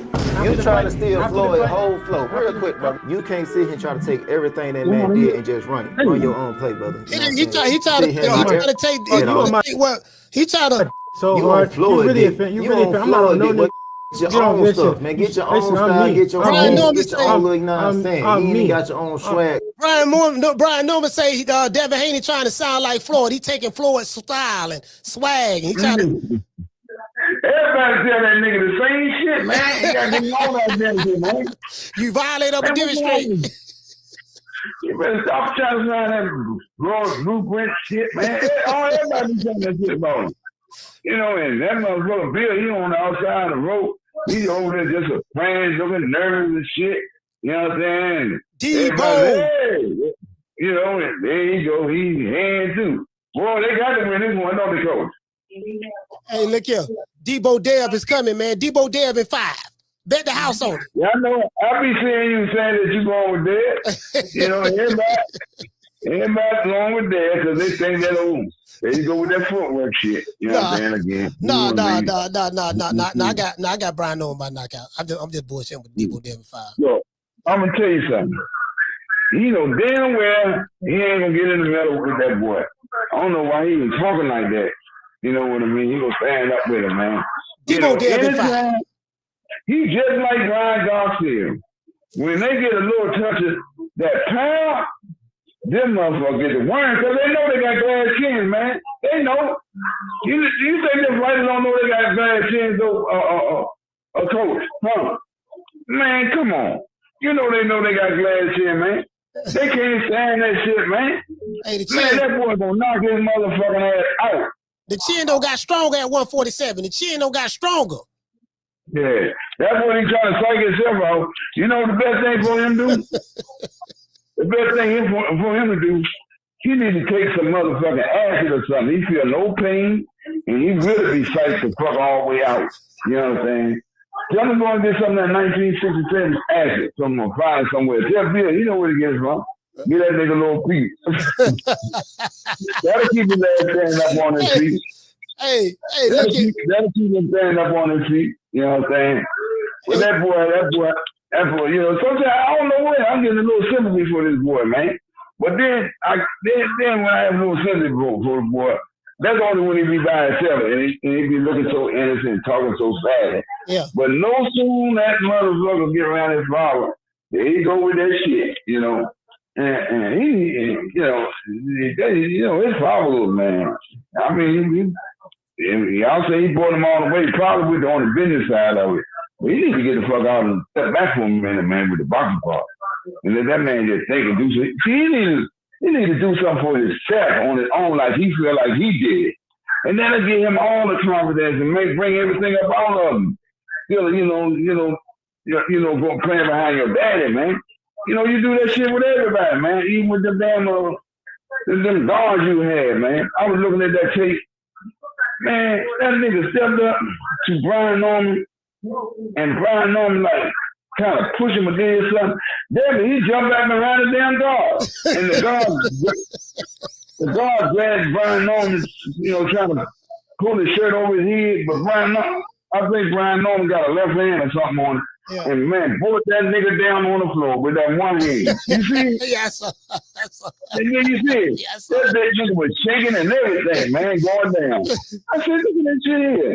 This big soft ass nigga, man. Oh my gracious. It don't make no sense. But man, I want to see this fight so bad though. You know what I mean? I want to see this fight, man. Hey. I can't wait to see this motherfucker fight though, Coach. No bullshit, man. Because you know what? He gonna get his ass whipped again, man. He gonna be fine. That nigga gonna be running, man. What he gonna do with Brian? Brian Norman gonna say, man, I don't give a fuck about you hitting me, nigga. I'm coming after your ass. You know what I mean? And that kind of shit. That kind of shit kind of is a world motherfucker. What he gonna do? Just keep on trying to throw punches and shit. Man, a nigga like him, all he gotta do is hit him a couple times, he gonna be gone. That dude gonna be gone. No bullshit, he gonna be gone. I don't care. Oh, Dad got a lot of heart. He got a lot of heart. Okay, he got a lot of heart. You know what I'm saying? Sometimes you gotta have some nuts too, motherfucker. You know what I'm saying? That's two different things. Hard nuts. But I don't know what they're gonna do. When is that? The 22nd this month? Yes, sir. It's the 22nd. It's the 22nd of this month. Debo Dale in 5. He gonna knock Brian Norman out, Gray? Shit, ain't no way in the fuck. Brian Norman ain't thinking about that nigga. He ain't got to be sat there and be all that fake confident shit and all that old shit. You know what I'm saying? That damn get that's studying this shit, you know what I'm saying? And going on and everything. Everybody talking about how much they like him and all that shit. He like going after people. Hey, turn the TV down. Turn the TV down in the back. Oh, let me turn this motherfucker down. He said, all this stuttering, all this stuff. Debo Dale, hold on. He go Debo right here. He go Debo. They saying he copying Floyd style. Demonstrate. I'm a demonstrate. Stop trying to let Floyd, but you trying to steal quotes and stuff. Hey, no, I'm listening to it right now. He said if you violate, I'm gonna demonstrate. Then they showed a video of Floyd Mayweather saying that years ago. If they violate, I'm gonna demonstrate. So he took that from Floyd, and then he got mad at Brian Norman because Brian Norman called him out on it. He said, "Stop trying to steal Floyd's style." That motherfucker get mad at that. Didn't you see him get mad when Brian Norman said that shit? Yeah, I saw it. Huh? No, did you see the question of the face change or whatever? I saw it. Yeah. Okay, then. Yeah, all that shit, but man, everybody can, man, you know, when a nigga going in there, when you done got some struggles and shit before, like at school and shit and all that shit, maybe coming out of the club or something and all that. You know how big old niggas come talking that shit to you? You say, oh shit, man, I don't know what the fuck I do. You get to trim a little bit, you say, fuck it, I'm going at it, and just roll the fuck on and, just get all. You a motherfucker. Just do that one here. Man, fuck you big thinking motherfucker. You just go at it. You know what I mean? You can't be bullshitting, man. You know what I mean? You can't, because everybody's going to be after this boy, man. They already have a motherfucker already. I already have a dead, so, all that, they'll fight anybody, all that. They still trying to make it sound like that. Nah, that nigga ain't gonna fight no any motherfucking body. Nigga, he just scored, motherfucker. He already went up to the 140 pounds. You know what you were doing. You know what I'm saying? All these many years, we gonna fight. We gonna fight. Both y'all damn near like any motherfucking way. You know what I mean? With that bullshit, you know? Always, you know what I'm saying? Ducking somebody and keep. Y'all niggas got a lot of bullshit with them, man. Him and that Bill Haney shit, man. That nigga ain't supposed to even have that fight with Camboza, as far as I'm concerned. He's talking about Camboza. Who the fuck can be Camboza at? Yeah, he went out the motherfucking country, way down and under. You know what they call Australia, down under or some shit. You know what I mean? Yeah, he went over there by himself and all this. Oh, what the fuck? You could have sent Coach over that motherfucker. Coach would have whipped that nigga ass. Some damn Camboza. You know what I mean? Anybody, they keep on. He really crucified Regis. Man, get the fuck out of here, man. That's the shit I don't like. Who the fuck couldn't be Regis? You know, they say Debo Dev gonna do the Brian Norman Jr. what he did the Regis program. They say he gonna beat him the same way. That's what his fans say. Debo Dev in 5. Yeah, okay, man. That weak ass knockdown, man. When when Regis getting knocked down or anything like that, man, you can tell you can drain everything out that man. You're a slick bitch. You know what I mean? You know, you like everybody, all teeny, short motherfuckers and weight drain and all that. You like all that shit. Yeah, he like to fight all the little short niggas. He want to fight the short niggas. He don't want to fight nobody tall that got long. He want to fight the little short niggas. How great? Yeah, do it. You know, he been begging for them kids all his life. I mean, and just think about it. You know what I mean? When he started fighting them up, you see what Ryan did to him? A nigga his size, maybe a little bigger than him, and all that shit. You still run around hollering, "Oh, a nigga cheating on me." Every program, I gotta hear this same shit. A nigga cheating on me. He don't even say PEDs no more. He just said, "Nigga cheating on me." Man, I don't know why them motherfuckers. I don't know why they don't never say, "Well, they're okay," But the little bit of shit he took. You think that was effective enough, you know what I'm saying, for you not to do what you got to do? Yeah. You're supposed to do what you're supposed to do, nigga. You know what I mean? That shit that Ryan had in him, they ain't do nothing. That might have made him feel like a motherfucker get some alcohol in him and make him feel like Superman or something. That he can whip the world or some shit. You know what I mean? But they wind up getting knocked out at the end, them drunk motherfuckers. You know what I mean? Yeah. Why didn't you do that? Shit. Hey, great. Hey, great. Yeah. Hey, Debo Dev. See, Bill Haney said that Devin Haney, Debo Dev was going to put on a masterful performance, and I was thinking, I say, in order for he might agree. In order for Debo Dev to put on a masterful performance, one must become a master. And in order for Debo Dev to become a master, he had to be taught by a master teacher. Bill Haney is the master teacher.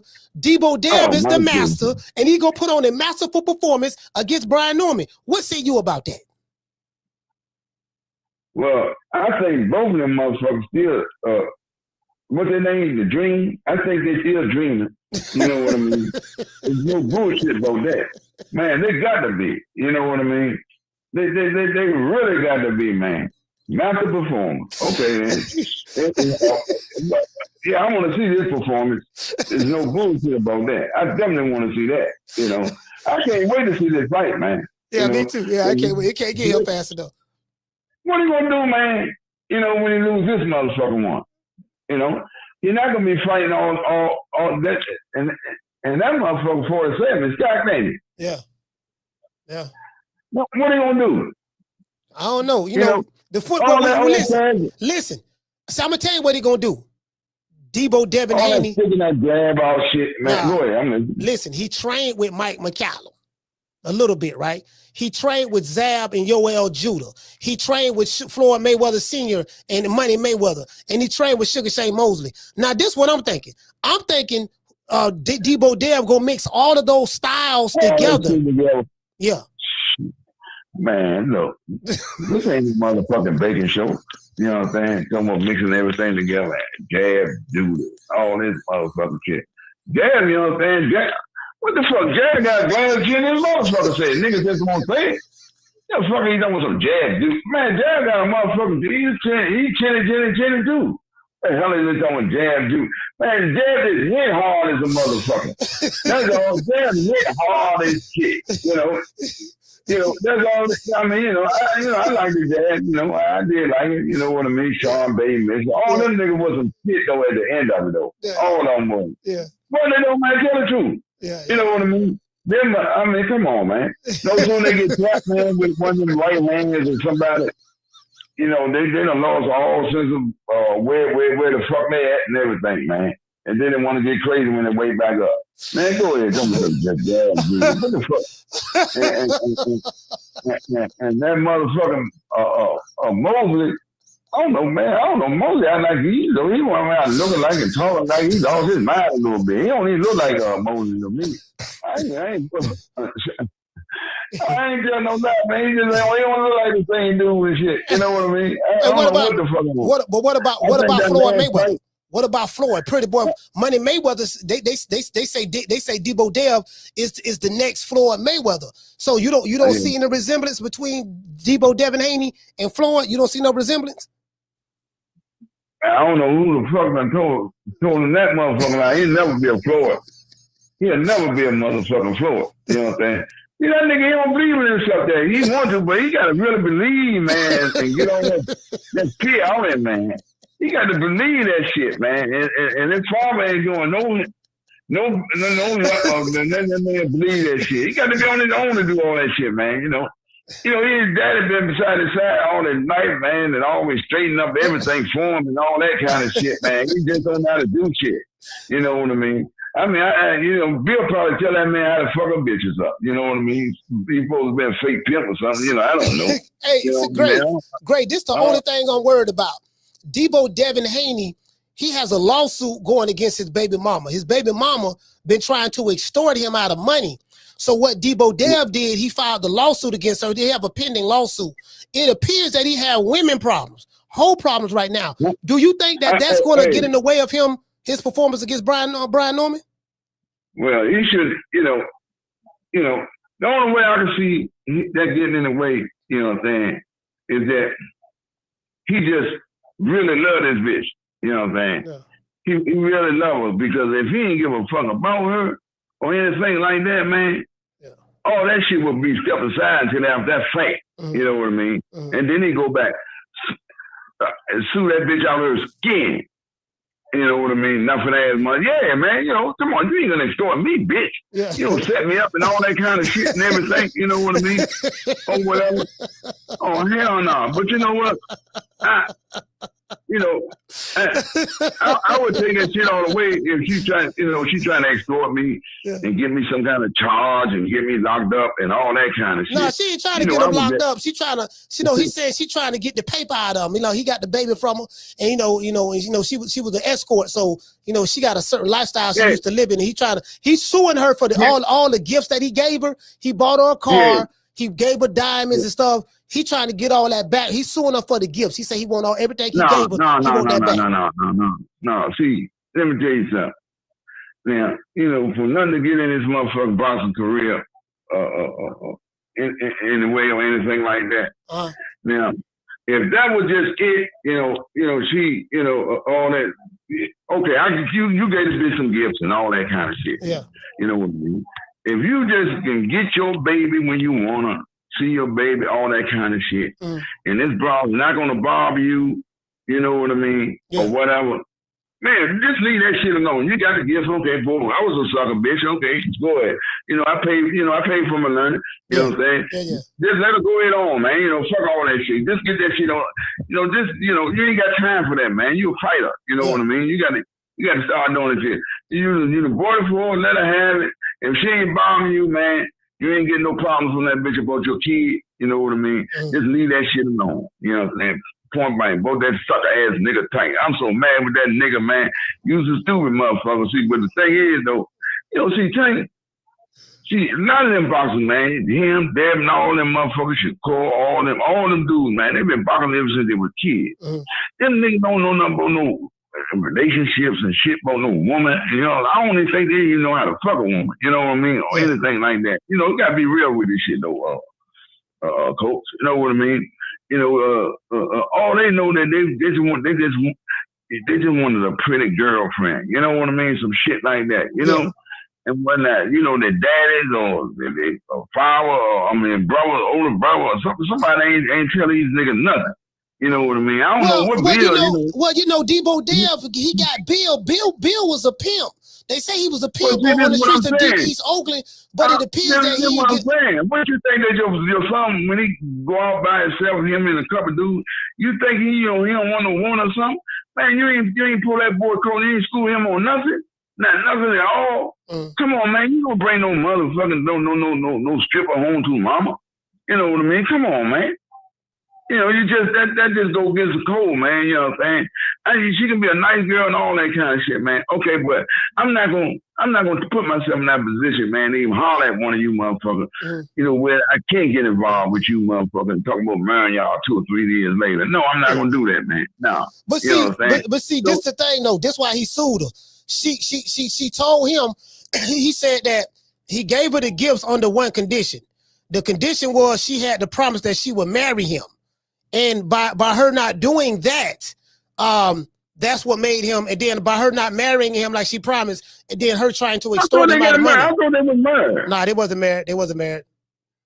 What did they tell anybody they wasn't married? Yeah, Debo, they was lying about that. That's not his wife. They wasn't married. She didn't want to marry him. She looked at him as a sucker. She looked at him as a sucker from what I heard. Yeah, I understood that. You know, them brothers look at them niggas as a sucker or something. But sometimes, them bitches, you know what I'm saying? Well, okay, this is my motherfucking retirement plan here. Yeah. You know what I'm saying? I fucked with him. I had a couple of babies by him. Fucked with him 7, 8 years. And boom, you know, when you really roll off, you can roll off with half of that money. You know, and the money might look like 40,000, 50,000. I mean, million or something. Who the fuck knows? You know what I'm saying? That's enough, you know what I'm saying, for you to get the fuck on about your business. You know what I'm saying? So, you know, that's where I'm at with that shit. But, you know, all that, you know, actually, you actually told this bitch you gonna buy all these diamonds and all this bullshit. No, he bought it. He bought it for her. He bought it for her. He bought a Maybach, $200,000. They say it cost like $200,000, something like that. He bought a whole bunch of diamonds and purses, designer purses, and he bought all of that. Now I know his motherfucking well. His father got to know about that. Yeah, his father know, but see, his father was so busy. See, you gotta understand, Greg, when you pushing the P, sometimes the P, you know, the pimping turn around and backfire sometimes. So, you know, I mean, it happens. He got a fight coming up with Brian Norman Jr., that down South Georgia boy. And now he's Debo Devin Haney. He's not Devin Haney no more. He Debo. So right now, what we doing is, you know, we looking for a stoppage around the 5th round. And you know, our baby mama, we still got the lawsuit, but the lawyer's handling that. We finna go take care of the down South Georgia boy in 5. Our chin is don't got strong at 147, and we got punching power. I understand that, but look, that boy, don't nobody know what's in that nigga head, man, but him. You know, he probably only tell his own father every little thing. You know what I mean? Yeah. You know, for him, you know what I'm saying, and still had that bitch on his mind and going up in that ring, man, that's just a bad thing, man. Yeah. I mean, come on, we all been there once or twice before, you know what I'm saying, with a broad. Yeah. I've been there. I've been there before. I don't have no problem. But not that way though. You know, because we just did get streetwise. You know what I mean? It's just that, man. You know, say me, you and the girl, y'all was, you know, had a relationship going together and all that. You knew that she liked you, you liked her, and y'all started really y'all took it up a couple steps. You know what I'm saying? Whatever. And y'all, you know, shared an apartment together or a house together or something or whatever. But the shit ain't work. You know what I mean? He didn't get himself that chance. He feels so bad. Yeah. Feeling like a goddamn fool, and the whole world know it, man. You know what I mean? I wouldn't be surprised that man wouldn't start losing his hair, man, because don't no man want to look like a motherfucker sucker in front of the world about a bitch, you know what I'm saying? Especially one of them kind. Yeah. You know what I'm saying? You know, but you just got to leave that broad alone, man. Get her out your motherfucking system, man. You can't, as long as you prolong with this bitch doing anything with her, man, she gonna stay hanging around in your system, brother. Hey, you know what I'm saying? Point blank. Great. Let me ask you this question in closing. Let me ask you this question. What advice can you give Debo Devin Haney? He's fighting Brian Norman Jr. November the 22nd. We going live for that fight. You know, Debo has a lot of tools in the toolbox. That's what Bill Haney told me. Debo Dev got a lot of tools in the toolbox, and he plans on showing those tools in Saudi Arabia on the 22nd. What advice would you give Devin Haney fighting, you know, down South Georgia boy, country boy like Brian Norman? What advice would you give him? Well, one thing I can say about, you know what I'm saying, man, you're gonna have to get up in there. You know what I'm saying? Roll them motherfucking pants up. Foot's on, I just say foot's on the ground. And don't even be worried about getting knocked out. And fight this nigga the best you can. Don't worry about getting knocked out, man. You don't even have that in your brain like a lot of them motherfuckers do. And they say it after, later on to certain people in private. You know what I mean? I just ain't want to get knocked out. It's like that nigga, the Charlotte boy say, man, I just ain't, I went 12 rounds with it. I just ain't want to get knocked out. Yeah. You know, talking about the Canelo boy. You know what I mean? You know, you see how he was fighting Canelo? Yeah, I saw that. He fought scared. He ran. Yeah, everybody seen that. See, the whole thing is he just didn't want to get knocked out. He said it later on. I know you heard it, right? Yeah, I heard. You know? And see, Brian, he ain't, there ain't a minute to that, but it'll be in his motherfucking head, man. You know what I mean? But see, Brian Norman. So long as I can tell him, man, look, like I say, man, fight the best you can, motherfucker, and don't worry about getting knocked out. You know what I mean? That's easier said than done. You ain't the one getting knocked out. Debo Dev. That's what's going to have to be done, man. Stay your motherfucking distance, man. You know what I mean? You know, I don't know about all, you ain't no combination throw or something. They should have told you how to throw a lot of combination shit. You ain't one of them kind of niggas. You know what I mean? You know, you gotta, what? I guess you're gonna stick and move or try to move. Or jab and grab. He can jab and grab his way to victory. He can jab and grab. That's grabbing shit. You know, you're gonna get tired of that. That's gonna make him tired. He's grabbing big strong motherfucker. You know what I'm saying? He's grabbing and all that shit, man. You know what I mean? You going this nigga gonna have to fight this nigga, man. But you gonna have to fight him with some of that motherfucker distance between them. You know how Chicago like to do that distance shit and all that. That's what they gonna have to do, man. You know, all this bringing up all this, the best footwork shit that Bill always coming up with and all that, man. Nah, man, it's gonna ball down. I don't care how you look at it. What tools you got in your motherfucking box or whatever. It's gonna ball down.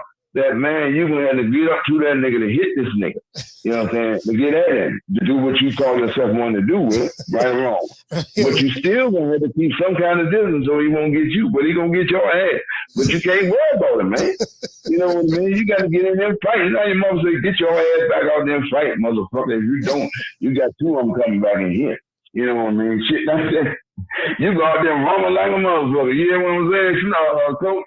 Yeah, man, I mean, you know, that's what I'm saying. I can tell them. That maybe when they move, when all them motherfuckers think they know everything and all that, maybe they can tell something better. I don't know.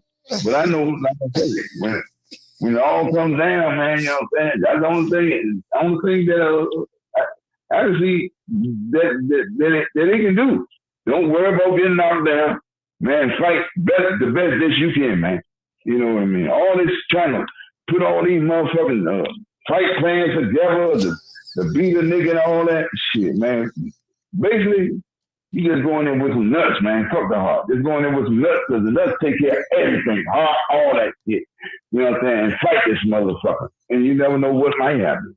You know what I mean? I agree. That bullshit. I mean, you know, all that, you know, worrying yourself and, you know, like you're a football coach, blackboard and shit, putting all this shit together on some kind of black shit, or yeah, we can do this here, step back in, but this, you know, go up and all this, and you know, as long as he got that right hand up trying to hit you with that and all that, you know, he's slow as a motherfucker. You know what I'm saying? So he gotta have some kind of setting up plans, man, to beat this man. He gotta know how to set motherfuckers up, man. He, well, he got all that experience. He got all that experience though from learning from Zab and Money Mayweather and Sugar Shane Mosley and Mike McCallum. He got all that experience, so he'll be able to take all those styles together, mix it like gumbo, and add it to his style. Yeah, with the tools. You know, he wasn't no good putting nothing together. He got the tools too. We gonna put the styles and the tools together. He was a motherfucker. He seemed like he got scared of Floyd. You know what I'm saying? So I don't know what the fuck. He know what he needs to do. This motherfucker needs to get in there. You said McCullough, right? Yeah, Mike McCallum. Yeah. Well, you ain't seen that. What his name? You know, him and James Toney. Yeah, James Toney. You know what I'm saying? You know, and this nigga they was kind of up their age, wasn't they, man? You know, like 38 or some shit like that, wasn't it? No, not that old. Oh well, James Toney and Mike McCallum fought in 90. They fought 3 times. Mike McCallum was older than James Toney. They fought 3 times though, so.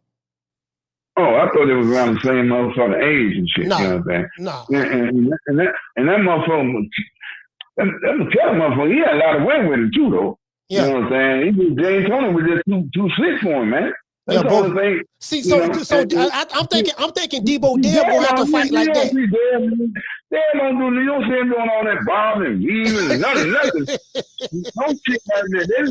What the fuck? When they stop teaching motherfuckers that? You know what I'm saying? See, I guess they don't need to teach him that because they ain't gonna have him going up that goddamn close to a motherfucker. You know what I'm saying? When you're talking about getting that close to a motherfucker, you gonna need that kind of work. Am I right or wrong, coach? Hey, yeah, when you get that close. Hey, listen, hey, Gray. Hey, Gray. Gray. I'm gonna hit you up. I'm gonna hit you up a little later. I'm gonna wrap the show up. Yeah, but what's name, Tank? Yeah, that Tank is just a damn fool, man. You know what I'm saying? You know, I can't believe this boy that went down Florida. Oh, that's right. He got a house down there. Staying down that motherfucker. See, he made me say that you buy any house down there to stay around these bitches or something. And you know what I mean? See, Tank, you already short. You got that motherfucking what his name? Napoleon. A motherfucking complex. Talk about Napoleon complex. Yeah, and you know, he's a little time. You know, he got that. He don't like that. You know, he think that the girls should be wanting him. Yeah. You know, you the world greatest, and he ain't no bad news boy. You know what I mean? And all them other suckers, you see how they be doing with him and all that. He just feel like they should be all on him, and something he ain't doing right with them, bro, man. Because them brothers be liking them a little better, and that they some real motherfucking cold gold diggers. You know what I mean? They wouldn't give a fuck if you is 6 feet tall or how you look or whatever, man. But all that probably would help him a little bit if he was like that. You know what I mean? But he ain't like that. You know what I mean? Well, it definitely would happen like that if he was a little bit taller, going into that boxing ring and all that bullshit. Them niggas wouldn't be acting for him like that then. You know what I mean? But yeah, man, you know, somebody needs is his mother and all of them, is they still all right? Or I mean, what? Because I don't see his mother, not no more. Nothing, no what? No, man. I don't know, Gray. Hey, Gray. Yeah, but sometimes, man, you know, the mother can, you know, tell her son something or some shit or something. Hey, Gray. Brother or something. She don't even come to the fight no more, do she? Yeah, hey, Gray, I don't know. Hey, Gray, look. Look. Hey, let me call you. Man, let me call you back. This bitch ain't got no kids by doing so. Huh? Does she got a kid by? Yeah, she got kids. I don't think so. Hey. I'm talking about the bitch he just did this last post. Nah, this a new chick. She a new chick. And this man lost his mind, man. You got a $40 million fight coming up. And a bitch you ain't been fucking with 2-3 months, and you let this bitch get you in that kind of mode, boy. You is one insane little boy, man. Boy, you couldn't be no cousin, brother, nothing to me. Man, I'll be hanging your ass off the motherfucking monument somewhere, nigga. You know what I'm saying? Threatening to drop your little ass. That's all Billy and Washington. Man, I'm serious, man. I mean, come on, man. Great. You don't have enough money to give everybody this motherfucker. Hey, Great. Yeah. Hey, Great. I'll let you off. Hey, Great, let me call you back. Hey, well, we on the air? Yeah, we on the air, man. I'm trying to call. Oh, I didn't know you ain't say that shit, man. I did. I said it at the beginning of the show. Oh, man. Oh, shit. I put my best on there. Oh, yeah, but, email, man. All right, I'm going to call you back. All right, salute. Shout out to Gray, man. Oh. Hey, Gray said, damn Gray, boy. Hey, that's my dog. Boy, that goddamn Gray. Oh my God. That's why I got that from Gray. Gray say, oh my God. Shout out to AGs. Dropping that quote over. Bam, done with you, boy. Super chat received. He said Boots shouldn't have to. He said Boots shouldn't have no leverage. He fought nobody at 147, then fought a nobody at 154, and got a KO trying to use his leverage. No sir, fight real fights. Well, I think Virgil Ortiz is a real fight, right? That's a real fight, Virgil Ortiz. Shout out to G Daddy. Dropping that quote over. Bam, done with your boy. Super chat received. He say fire, Gray 100%. He say you gotta love him because he really just real. Just saying, no, yeah, no. One thing about Gray is real. Them the type of people I like. Down from the bar, there's a platform stage. People pimping, sharp as razor blades. See, them the type of people I like dealing with. The Hollywood people, the people that's Hollywood, I can ball with them too. But I'm kind of more like I'm kind of more like Gray. You know what I mean? You know, and I think that's what I like about Brian Norman Sr. so much. He kind of like Gray. He kind of like a straight shooter, just an old rough and rugged. You know, how I come out, how they said how I come out is how they gonna say it. It's just as simple as that. You know, some people may look at them and say, oh, they ain't got no, like if you're an uppity Negro, you might look down on them. Oh, oh my gosh, look at him, Dad, look at him. He just looks so rough and rugged. Where's he from? He's from the ghetto, he's from the hood. Oh, Dad, let's go back to our suburbs. You know what I mean? Nah, these ain't no suburban type niggas. These ain't no bougie type dudes. They straight shooters. Hennessy, gin, it's like drinking gin on the rocks. Drinking, it's like drinking gin straight. Literally. You dig? It is what it is, man. Want to dedicate this show to the hood. I want to thank the whole hood who came out here. I love y'all. I did this for the hood. Y'all know I beat that boy. Yeah, man, dudes saying, how they feel. I already see what's going on. As I said before, this is my assessment of this Virgil Ortiz boot stuff. Virgil Ortiz and his team do not want that fight. I think Virgil Ortiz probably want it, but he realized that this dude ain't nothing like that I've been. So they probably told Virgil Ortiz, Virgil, listen, we match make you very well. We match you up. Now you did lose the fight against Bullchuck, but we took care of that with the judges, so you got away with that one. But this guy right here, from a stylistic standpoint, we're not anxious to make this fight. We'll be anxious to make a Errol Spence fight because we think you could beat him and stuff like that. He ain't fought in 75 years, and then we'll be anxious to make fight with other guys. But this nigga right here, no, we're not this one here. This ain't the style. So what we gonna do, we gonna let everybody know we want $10 million. We're gonna let them know we the A side. We're gonna let them know that we got all the leverage. We're gonna let them know that, we the biggest star. We're gonna let them know that we want, it's 90-10 split. We're gonna say all of these things that we ain't never said to no other fighter that you fought. We're gonna say that to him because we really want to keep you the hell away from this nigga. You dig? True. And remember, he ducked you already. Do you remember when Turk Al-Sheikh offered him that fight? Yeah, I remember that. And what he did, he turned it down. So he ducked you already. So he really don't want to fight. Yeah, Dad, but he showed up here from Philly and got in the ring with me, and we was face to face, and I told him to come here. So I think that's, listen, it's put it this way. It's like a dude telling somebody in the chat, telling Trey, my nigga, I want to fade. When you see me, when I see you, I want to fade. And Trey like, yeah, man, you really don't want no fight with me. And a nigga pull up at your house. He knocking on your door. Boom, boom, boom, boom, boom. Who is it? Yeah, what's up? You know who this is?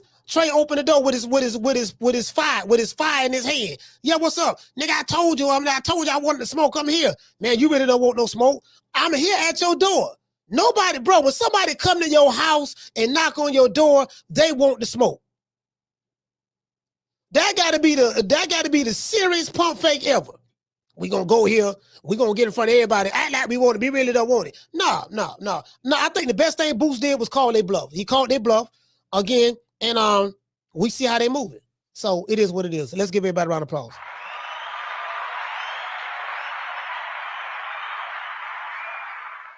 You know what I mean? They you know what I mean? They ain't got faith in our boy like that. They ain't got faith in them like that.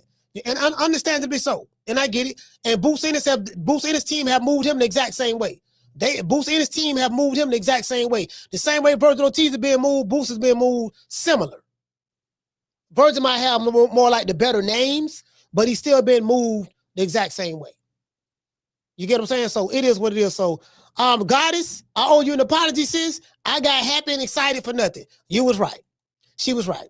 You did? I am sick of hearing these bullshit Superman stories about the Wassa legendary Bruce Leroy catching bullets with his teeth. Catches bullets with his teeth? Nigga, please. Hey, man, I'm going to give everybody a shout out right after these messages.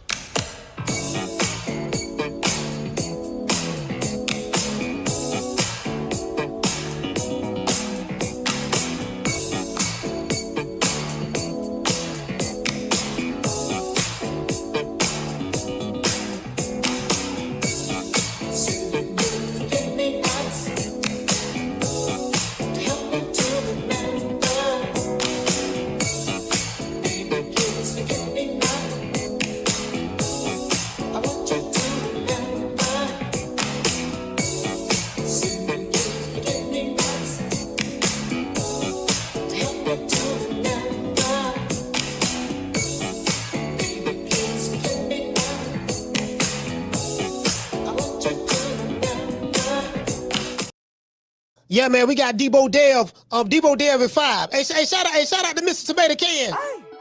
Shout out to JC. Shaw Cool Hands. Hollow Davis. Shout out to the Boston Outcome. Master Goku. Summer in November.